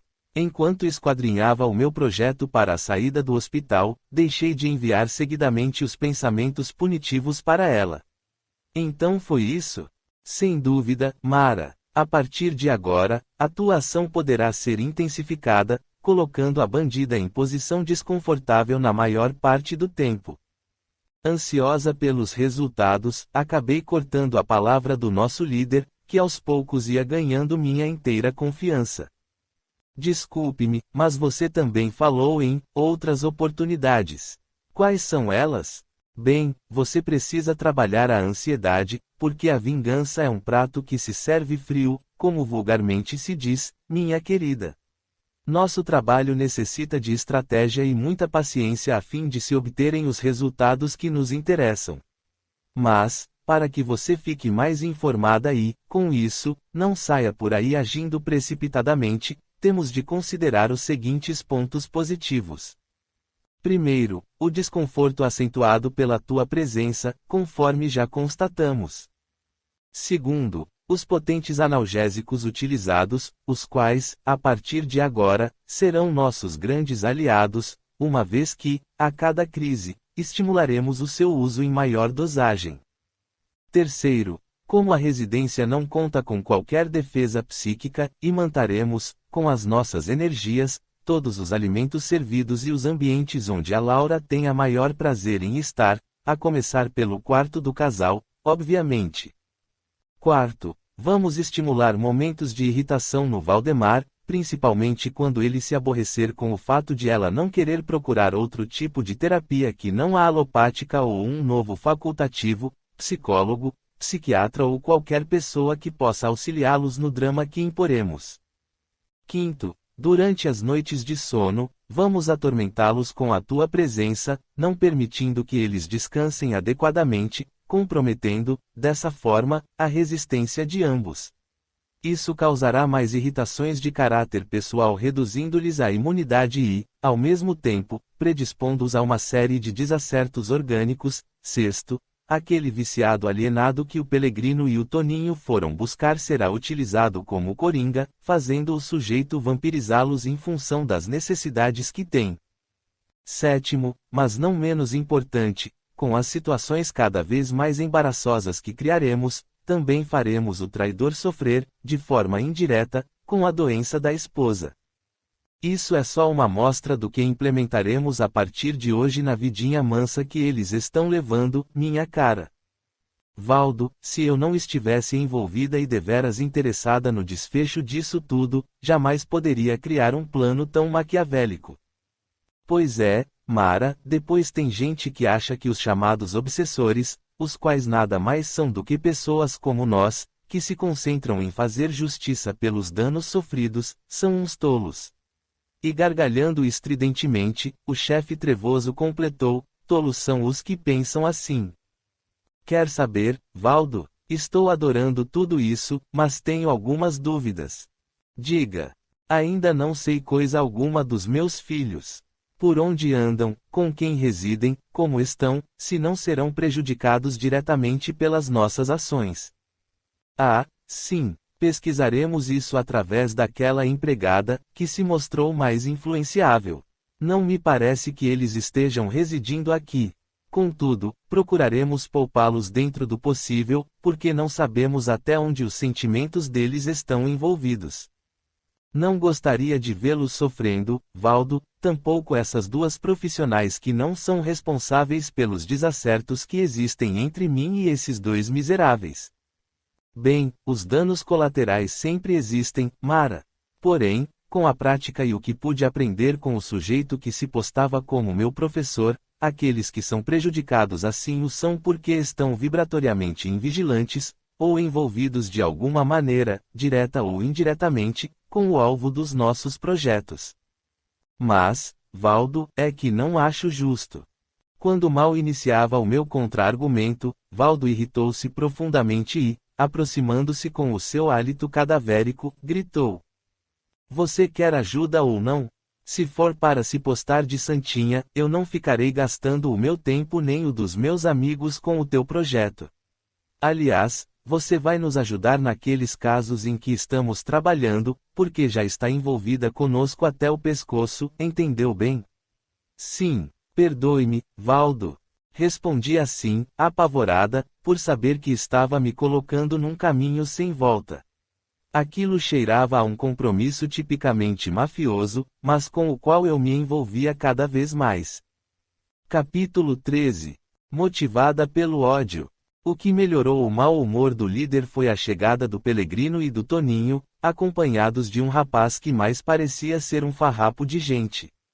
Magérrimo e imundo, coberto de feridas pelo corpo, vestido de trapos, exalava um odor pelos poros que conseguia ser mais insuportável do que o dos meus 3 companheiros juntos. Procurei disfarçar o enjoo que ele me causava, afastando-me um pouco do infeliz alienado que sequer tinha noção de onde estava. Seus olhos, sem qualquer expressão, circulavam nas órbitas como se procurassem imagens existentes somente para ele, num completo êxtase causado por drogas psicoativas. Entre espasmos e algumas frases desconexas, era possível identificar a sua extrema dependência do crack, pois ele repetia, em determinados instantes, que precisava do cachimbo e da pedra, demonstrando o desespero e a ansiedade pelo consumo sistemático do produto. Valdo, aproximando-se, pegou o infeliz pelo pescoço e ordenou: Escute muito bem, seu viciado, só lhe daremos a pedra que você quer, se obedecer aos meus comandos sem uma ponta de contestação, estamos entendidos? Sim, senhor, o que eu tenho que fazer? Você ficará colado em tempo integral na megera que vive nesta casa, sugando-lhe os fluidos vitais e sugerindo-lhe o desejo de alcoólicos. Eu não sei como fazer, senhor. Respondeu o infeliz. Nós vamos te ensinar, seu estúpido. Diga, qual é o teu nome? Na boca, me conhecem como Zezinho. Muito bem, Zezinho. Para demonstrar a minha generosidade, meus 2 amigos vão acompanhá-lo até a Cracolândia para você vampirizar algum otário, depois iniciarão o teu treinamento. Não pense em desobedecê-los nem por 1 minuto, porque, caso isso ocorra, eu mesmo irei discipliná-lo, entendeu bem? Sim, senhor. Fazendo um sinal para os comparsas, Valdo ordenou que cumprissem com o trato. Os 2 não pestanejaram. Segurando o rapaz pelos braços, levaram-no para o local combinado, enquanto o nosso líder sugeria que eu o acompanhasse até a cozinha novamente. Achegou-se mais uma vez da jovem que se mostrara mais receptiva e, colocando a destra em sua fronte, perguntou: Onde estão os filhos do Valdemar? Ela rebuscou a sua memória e, desta vez, praticamente plasmou a cena com 2 belos rapazes discutindo com o pai e informando que cuidariam de suas vidas, porque já haviam suportado demais o tratamento frio e desrespeitoso da madrasta. Eu podia sentir, nas minhas fibras mais íntimas, que estava diante de imagens quase reais dos meus filhos. Não consegui segurar as lágrimas da emoção que me assaltaram completamente. Tive de me controlar, porque o Valdo, demonstrando mais uma vez estar contrariado, disse-me grosseiramente: Pare com essa bobagem, essa choradeira infantil e preste atenção. Controlei-me como pude e voltei a me ligar nas cenas. Observei Valdemar chamando meus 2 filhos de ingratos, por se referirem a Laura daquela maneira, dizendo que a responsabilidade da situação como um todo fora patrocinada unicamente pelo meu egoísmo em abandonar a família através do suicídio. Das emoções maternais, saltei para uma postura de completa revolta e ódio. Não me contive e gritei: Esse miserável traidor vai me pagar. Destruiu a minha existência e ainda me trata como se eu fosse uma egoísta vulgar. Valdo encerrou sua influência sobre a jovem e, satisfeito com a minha fúria, falou: Isso mesmo, minha menina. É exatamente dessa forma que você precisará agir para obter maiores e mais rápidos resultados. O Valdemar e a Laura são culpados em último grau e tentam transferir suas responsabilidades para os teus ombros. Mantenha-se assim, motivada, tendo plena certeza de que tanto eu quanto o Pelegrino, o Toninho e agora o alienado do Zezinho estaremos ao teu lado auxiliando plenamente os teus projetos punitivos. Vamos em frente. Capítulo 14. Importantes observações. Com o apoio recebido, fui atrás do Valdemar, que naquele momento estava fazendo a barba num banheiro fora de sua suíte, preparando-se para receber seus convidados. Saltei sobre ele com tamanha violência que o encontro entre os corpos, na minha dimensão, produziu um sensível choque, fazendo seu corpo, no plano físico, estremecer. Com isso, sua mão deslizou o aparelho de barbear, produzindo um pequeno corte no seu rosto. Continuei me debatendo sobre ele, porém, o maldito se recompôs e demonstrou maior fortaleza, neutralizando as minhas agressões. Valdo socorreu-me dizendo: Não desperdice energias neste momento. Valdemar se colocou vibratoriamente em guarda e, a partir de agora, será mais difícil atingi-lo. Esperemos o momento certo, quando ele se encontrar mais relaxado. Lembre-se de que a inconstância de pensamentos é a nossa aliada. Vejamos como você se sai com a Laura. Eu me sentia como um animal enfurecido, soltando fogo pelas bentas. Ofegante de raiva, fui em direção ao quarto do casal e agi da mesma forma com Laura, querendo espancá-la. Contudo, para o meu desespero, minha ação não surtiu grandes efeitos. Desta forma, procurei acalmar-me, até porque já estava próxima da exaustão. Olhei interrogativamente para o nosso líder, que tinha ficado um pouco mais atrás me observando. Ele, com calma, assemelhando-se ao mestre diante do aluno, repleto de um orgulho um tanto ridículo, falou: O que ocorre neste instante, Mara, diz respeito à neutralização das tuas ações através dos analgésicos fortíssimos que a Laura faz uso. Enquanto os efeitos perdurarem, estaremos limitados, porque as drogas utilizadas também agem sobre o perispírito. Como tudo o que produzimos está relacionado à nossa dimensão, nossas investidas serão momentaneamente anuladas. Todavia, isso também nos favorece, uma vez que o organismo, adaptando-se às dosagens utilizadas com regularidade, sentirá que é necessário aumentá-las, para que o desconforto dos teus ataques seja minimizado, favorecendo as nossas ações. Isso fará com que abaixe a imunidade somática da moça. Como você pode constatar, nosso trabalho exige frieza e uma dose de paciência acentuada, para alcançarmos resultados satisfatórios, conforme já te orientei anteriormente. Não precisamos nos precipitar, porque a noite ainda promete muitas emoções. Aguardemos. Eu tinha de me esforçar para me controlar, porque, depois de tanto tempo, estar debaixo do mesmo teto dos dois traidores exigia uma determinação férrea da minha parte. De fato, Valdo tinha razão e eu precisava me valer da sua experiência. Distrai-me um pouco com o retorno dos meus dois colegas, que carregavam o pobre e infeliz Zezinho. Ao chegarem, lançaram-no a um canto da sala de jantar, onde estávamos checando as duas serviçais que se preparavam para a recepção dos ditos clientes do Valdemar. Particularmente, minha ansiedade me incomodava, porque os minutos davam-me a impressão de se transformarem em horas e as horas, em anos. Finalmente, por volta das 8:30 da noite, chegou um casal que me surpreendeu pelo brilho apresentado em sua aura, refletindo uma cor rosa prateada e exalando, também, um suave perfume de flores silvestres. Novamente busquei socorrer-me nos conhecimentos do líder, o qual, em seu ar professoral, explicou para nós. Com esses dois que acabam de chegar, não teremos qualquer influência sobre o nosso alvo, caso as energias das visitas sejam mantidas neste grau, com o plano mental mais elevado, conforme podemos notar pelo brilho e pela cor das suas auras.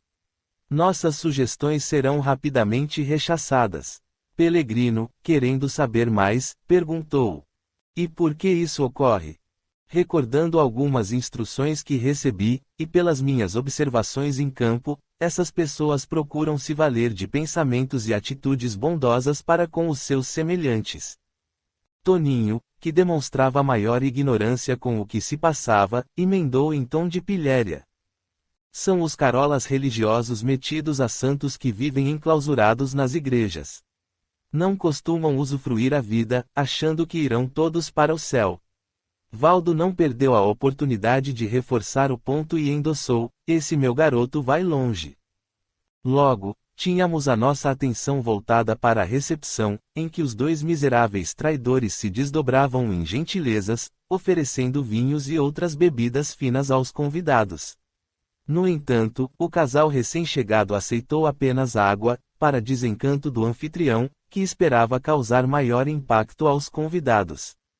Outro instante que me despertou profundo interesse foi quando serviram o jantar. Os fluidos escuros e venenosos inoculados por Valdo, os quais impregnavam os alimentos, eram assimilados somente pela dupla bandida, ao passo que o casal visitante anulava-os integralmente nas porções que lhe eram oferecidas. Achei melhor não ficar questionando o porquê daquela ocorrência, porém, observei que, mentalmente, ambos faziam uma prece de gratidão a Deus pelo alimento que estavam recebendo. Naqueles instantes, uma luz que provinha do alto despejava sobre o casal claridades que se fundiam às suas auras envolvendo tudo o que era consumido. Todavia, para minha satisfação, os meus alvos, entre as taças de vinho apreciadas, sorviam todas as energias anteriormente depositadas pelo nosso líder naquela refeição. Ele, percebendo que eu estava atenta, aproximou-se dizendo: isso é só o começo, Mara. Conforme lhe informei, ainda teremos pela frente fortes emoções, ou melhor, os teus desafetos é que irão experimentá-las. Ha, ha, ha. Capítulo 15. Ações efetivas. O jantar com o casal convidado se encerrou de forma extremamente cordial. Tão logo eles se retiraram, Valdemar e Laura deram continuidade à ingestão dos alcoólicos. Com a medicação da qual a Laura fazia uso, os efeitos do álcool foram exponenciados, liberando seus mais primitivos desejos, o que os levou imediatamente a cenas desagradáveis de sexualidade desequilibrada, sendo assistidos pelos meus companheiros, que se deliciavam com as energias emanadas. Quis me retirar da suíte, mas fui impedida pelo Valdo, que ordenou que eu fizesse parte daquela assembleia repulsiva. Ali, diante das cenas, pude notar que o interesse falava mais alto que os sentimentos verdadeiros lastreados no respeito e no amor. Sem demora, o casal postava-se em completa exaustão advindo um sono profundo, mais anestésico do que propriamente natural, em virtude da quantidade de vinho consumida. Nesse instante, Valdo pegou-me pelo braço e literalmente me empurrou para perto da Laura orientando. Está na hora de você iniciar o trabalho. Vou magnetizá-la para que ela saia desse torpor, então, você poderá ser vista de imediato. Procure infundir nela a maior dose de terror possível, está bem? Perfeito, Valdo. Podemos iniciar. Laura, desdobrada, pairava a pequena distância de sua organização fisiológica, completamente inconsciente ao que se passava com ela própria. Por sua vez, o nosso líder, com movimentos rápidos de sua destra no corpo espiritual da megera, transferia-lhe energias na altura da fronte e no alto da cabeça, despertando-a num sobressalto. Ao abrir os olhos, ela se deparou com a minha imagem, reconhecendo-me imediatamente. Saltei, então, para cima dela agarrando o seu pescoço e vociferando. Maldita traidora! Não deixarei você em paz por um minuto. Vou liquidar com a tua vida imprestável. Ela se debateu, procurando retirar minhas mãos da sua garganta, depois, refugiou-se automaticamente no seu corpo físico mantendo, por alguns segundos, a sensação de sufocamento. Despertou aos gritos de socorro, fazendo com que o traidor ao seu lado também acordasse assustado. Ele imediatamente acendeu a luz da cabeceira da cama, perguntando em seguida: O que foi? Minha nossa, você está bem?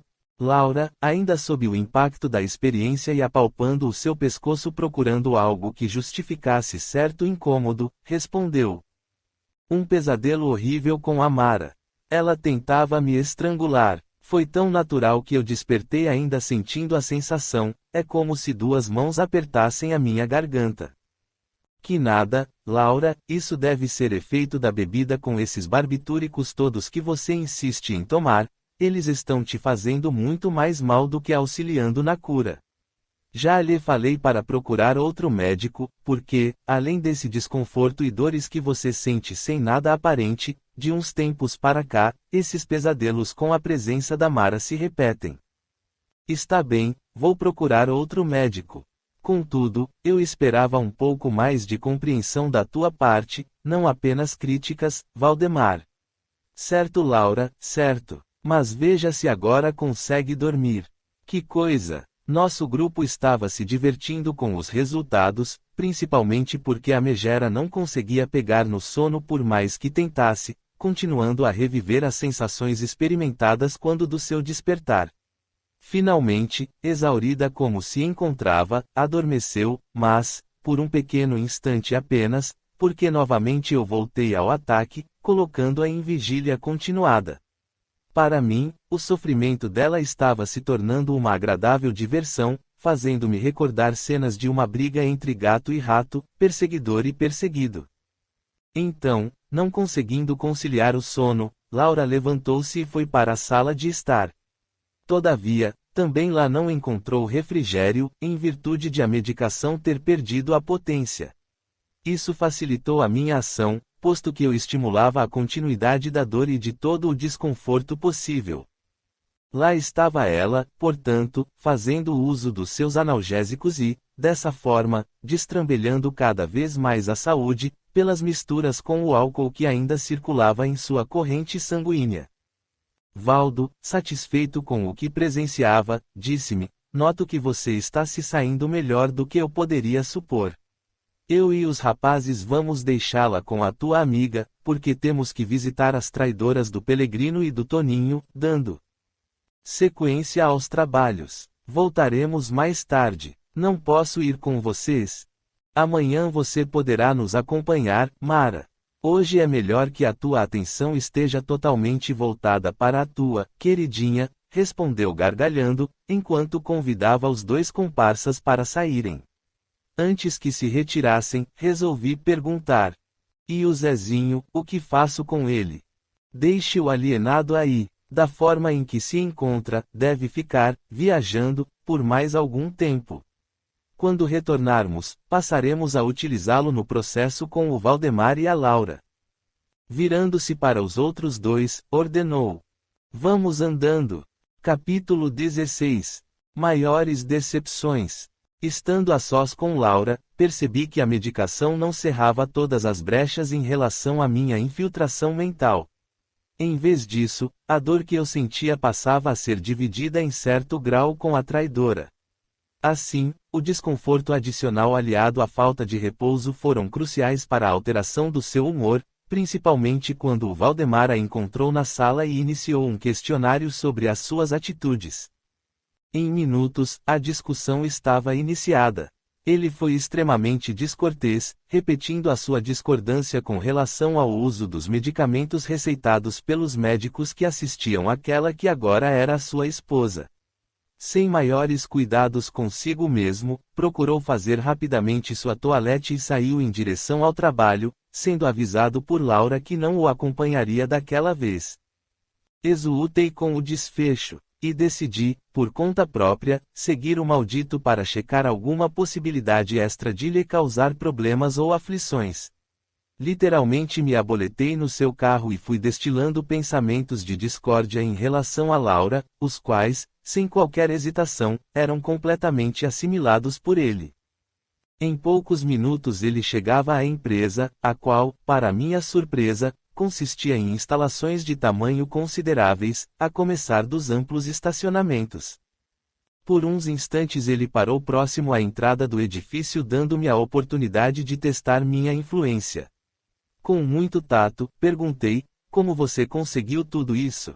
Ele, achando que conversava consigo mesmo, respondeu, quem diria que eu construiria um patrimônio desse saindo de um pequeno escritório de contabilidade para uma bela companhia no ramo de confecções. Por sorte me une aos sócios, que acreditaram em mim no momento em que eu acabava de receber a indenização do seguro. Curiosa, voltei a indagar. Que indenização? A informação surgiu rapidamente. Até que o suicídio da Mara não foi de todo mal. Acabou permitindo que eu, com o meu talento, me tornasse um homem bem-sucedido. De imediato, senti como se um raio partisse o meu corpo ao meio, porque cheguei próximo de perder os sentidos. Esforcei-me ao máximo para retomar o controle e analisar os próximos lances. Contudo, os meus pensamentos se transformaram num verdadeiro turbilhão de ódio e passei a gritar.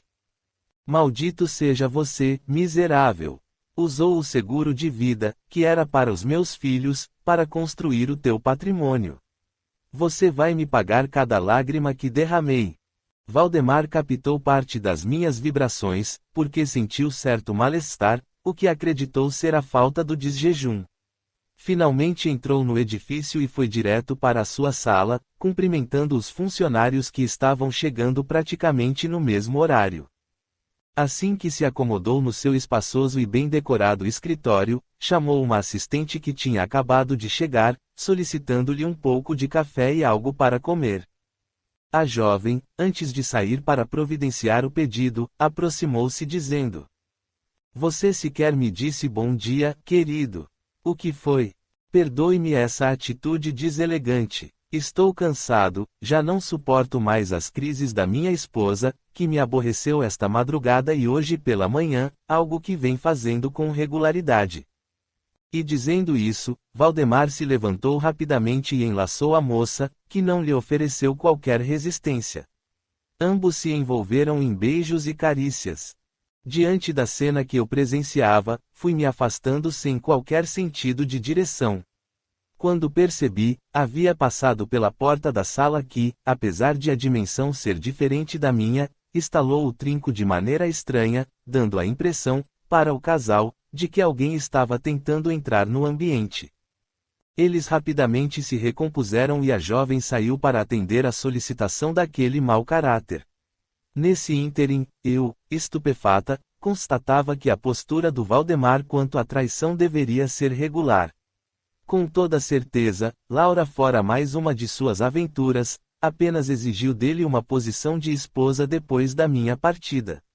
Não consegui me controlar, uma crise de choro abateu-se sobre mim e, aos soluços, procurei a saída daquele lugar. Mal acabava de atingir a rua, quando o Valdo, acompanhado pelos outros 2 colegas de infortúnio, surgiu à minha frente com uma atitude furiosa. Segurou-me pelo pescoço e, aos gritos, questionou: "O que você está fazendo aqui? Não lhe ordenei que ficasse na casa da tua amiguinha." Eu simplesmente não conseguia responder. A dor atacou-me ainda mais, sendo acrescida pela sensação de sufocamento que experimentava através da pressão que ele exercia na minha garganta. Ainda mais irritado, Valdo empurrou-me com violência, fazendo com que eu perdesse o equilíbrio e me estatelasse no chão. Aos brados, continuou a questionar a minha saída. Com esforço, consegui me controlar para responder: "Perdoe-me pela forma como agi. Eu só esperava, com isso, minimizar o trabalho que venho dando a vocês." Não consegui convencê-lo. Ele abaixou-se, pegou-me pelos cabelos e, balançando a minha cabeça, falou: "Saiba que eu não suporto incompetentes com iniciativa. Esta é a última vez que você contraria diretamente as minhas ordens." Perdi um tempo precioso para localizá-la, tendo que gastar energias junto à estúpida da Laura. E virando-se para Pelegrino e Toninho, comandou: "Peguem essa infeliz e levem-na de volta imediatamente." Capítulo 17. Círculo de horror. Retornamos para a casa que não mais me pertencia.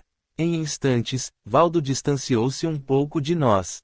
Pelegrino, então, com muito tato, alertou-me: "Não tome mais qualquer atitude por conta própria, porque o nosso chefe se sente ameaçado em sua posição de comando. Por conta disso, costuma agir com muita violência. Agradeço o teu aviso, porém, acabei descobrindo outro pormenor em meu favor. Valdemar mantém um caso amoroso com uma de suas assistentes. Essa prerrogativa poderá ser de grande auxílio, não?" Naturalmente que sim. Todavia, o Valdo é que precisa ser o senhor descobridor e orientador das nossas ações. Então, use essa vantagem que apurou, mas, daqui para frente, tome mais cuidado. Obrigada, meu amigo, farei conforme a tua recomendação. Silêncio. Lá vem ele. O que vocês estavam cochichando? Mara estava apenas me confidenciando a respeito do seu arrependimento pelas atitudes precipitadas em relação ao processo que está experienciando. Somente isso, chefe. Respondeu Pelegrino um tanto temeroso. Bom, deixem de conversa fiada e vamos para a ação. Peguem o alienado do Zezinho e grudem o viciado na Laura. Em seguida, iremos cuidar das nossas jararacas. Pelegrino, auxiliado por Toninho, levou o pobre infeliz dependente até a suíte onde se encontrava a esposa de Valdemar. Ela estava recolhida em seu leito, num sono anestésico provocado pela fortíssima medicação que fazia uso. Zezinho foi instalado ao lado dela e Valdo, sentindo-se um verdadeiro pedagogo, iniciou uma operação singular, explicando para nós, seus alunos, o que estava fazendo bem como os resultados esperados. Com movimentos rápidos das mãos, criava uma ligação energética, dando-nos a impressão de que fios extremamente finos, porém consistentes, ligavam o Zezinho a Laura no ponto mais alto de suas cabeças. Nosso líder, virando-se para nós, disse: "Vejam e aprendam, estou unindo, pelo chakra coronário, estes 2 cretinos, estimulando, com as minhas energias magnéticas, a solidificação dessa ligação por algum período de tempo. Em seguida, vou utilizar o recurso hipnótico no viciado." Novamente, com movimentos circulares de sua destra sobre o topo da cabeça do Zezinho, fios escurecidos saíam de sua mão, sendo completamente assimilados pelo rapaz, o que produzia pequenos choques no infeliz, convulsionando-o levemente em certos instantes. Durante o procedimento, Valdo repetia: você necessita dela para viver, portanto, não poderá deixá-la por um momento sequer. Ela é o teu alimento. Sugue-a, sugue-a, faça isso e lhe daremos quantas pedras você desejar. Parecia um mantra sombrio, o qual, dito com a voz um tanto rouca do Valdo, tomava proporções de um verdadeiro espetáculo de horror. Encerrada a intervenção, ele virou-se para nós e ordenou: podemos deixá-los por enquanto. Procederemos, a partir de agora, o nosso círculo de visitas. Mara também irá conosco desta vez. Calada, simplesmente obedeci e nos colocamos rapidamente a caminho. O primeiro local que visitamos estava instalado numa favela, num barraco abandonado e caindo aos pedaços. Valdo foi à frente. Quando entrei, deparei-me com um episódio dantesco. Um farrapo de mulher, que se encontrava em nossa dimensão, assemelhando-se mais a um cadáver e exalando um odor insuportável, apresentava-se completamente acorrentada através de fios magnéticos. Ao ver o nosso líder, implorou com a voz extremamente enfraquecida: Valdo, tenha misericórdia e me liberte deste inferno. Não suporto mais isso. Não foi possível a infeliz pronunciar mais uma palavra, porque ele a chutou violentamente gritando: isso é o mínimo que você merece por desgraçar a minha vida, maldita traidora e homicida. Você não terá paz. Por que não pede para o teu amante vir te resgatar?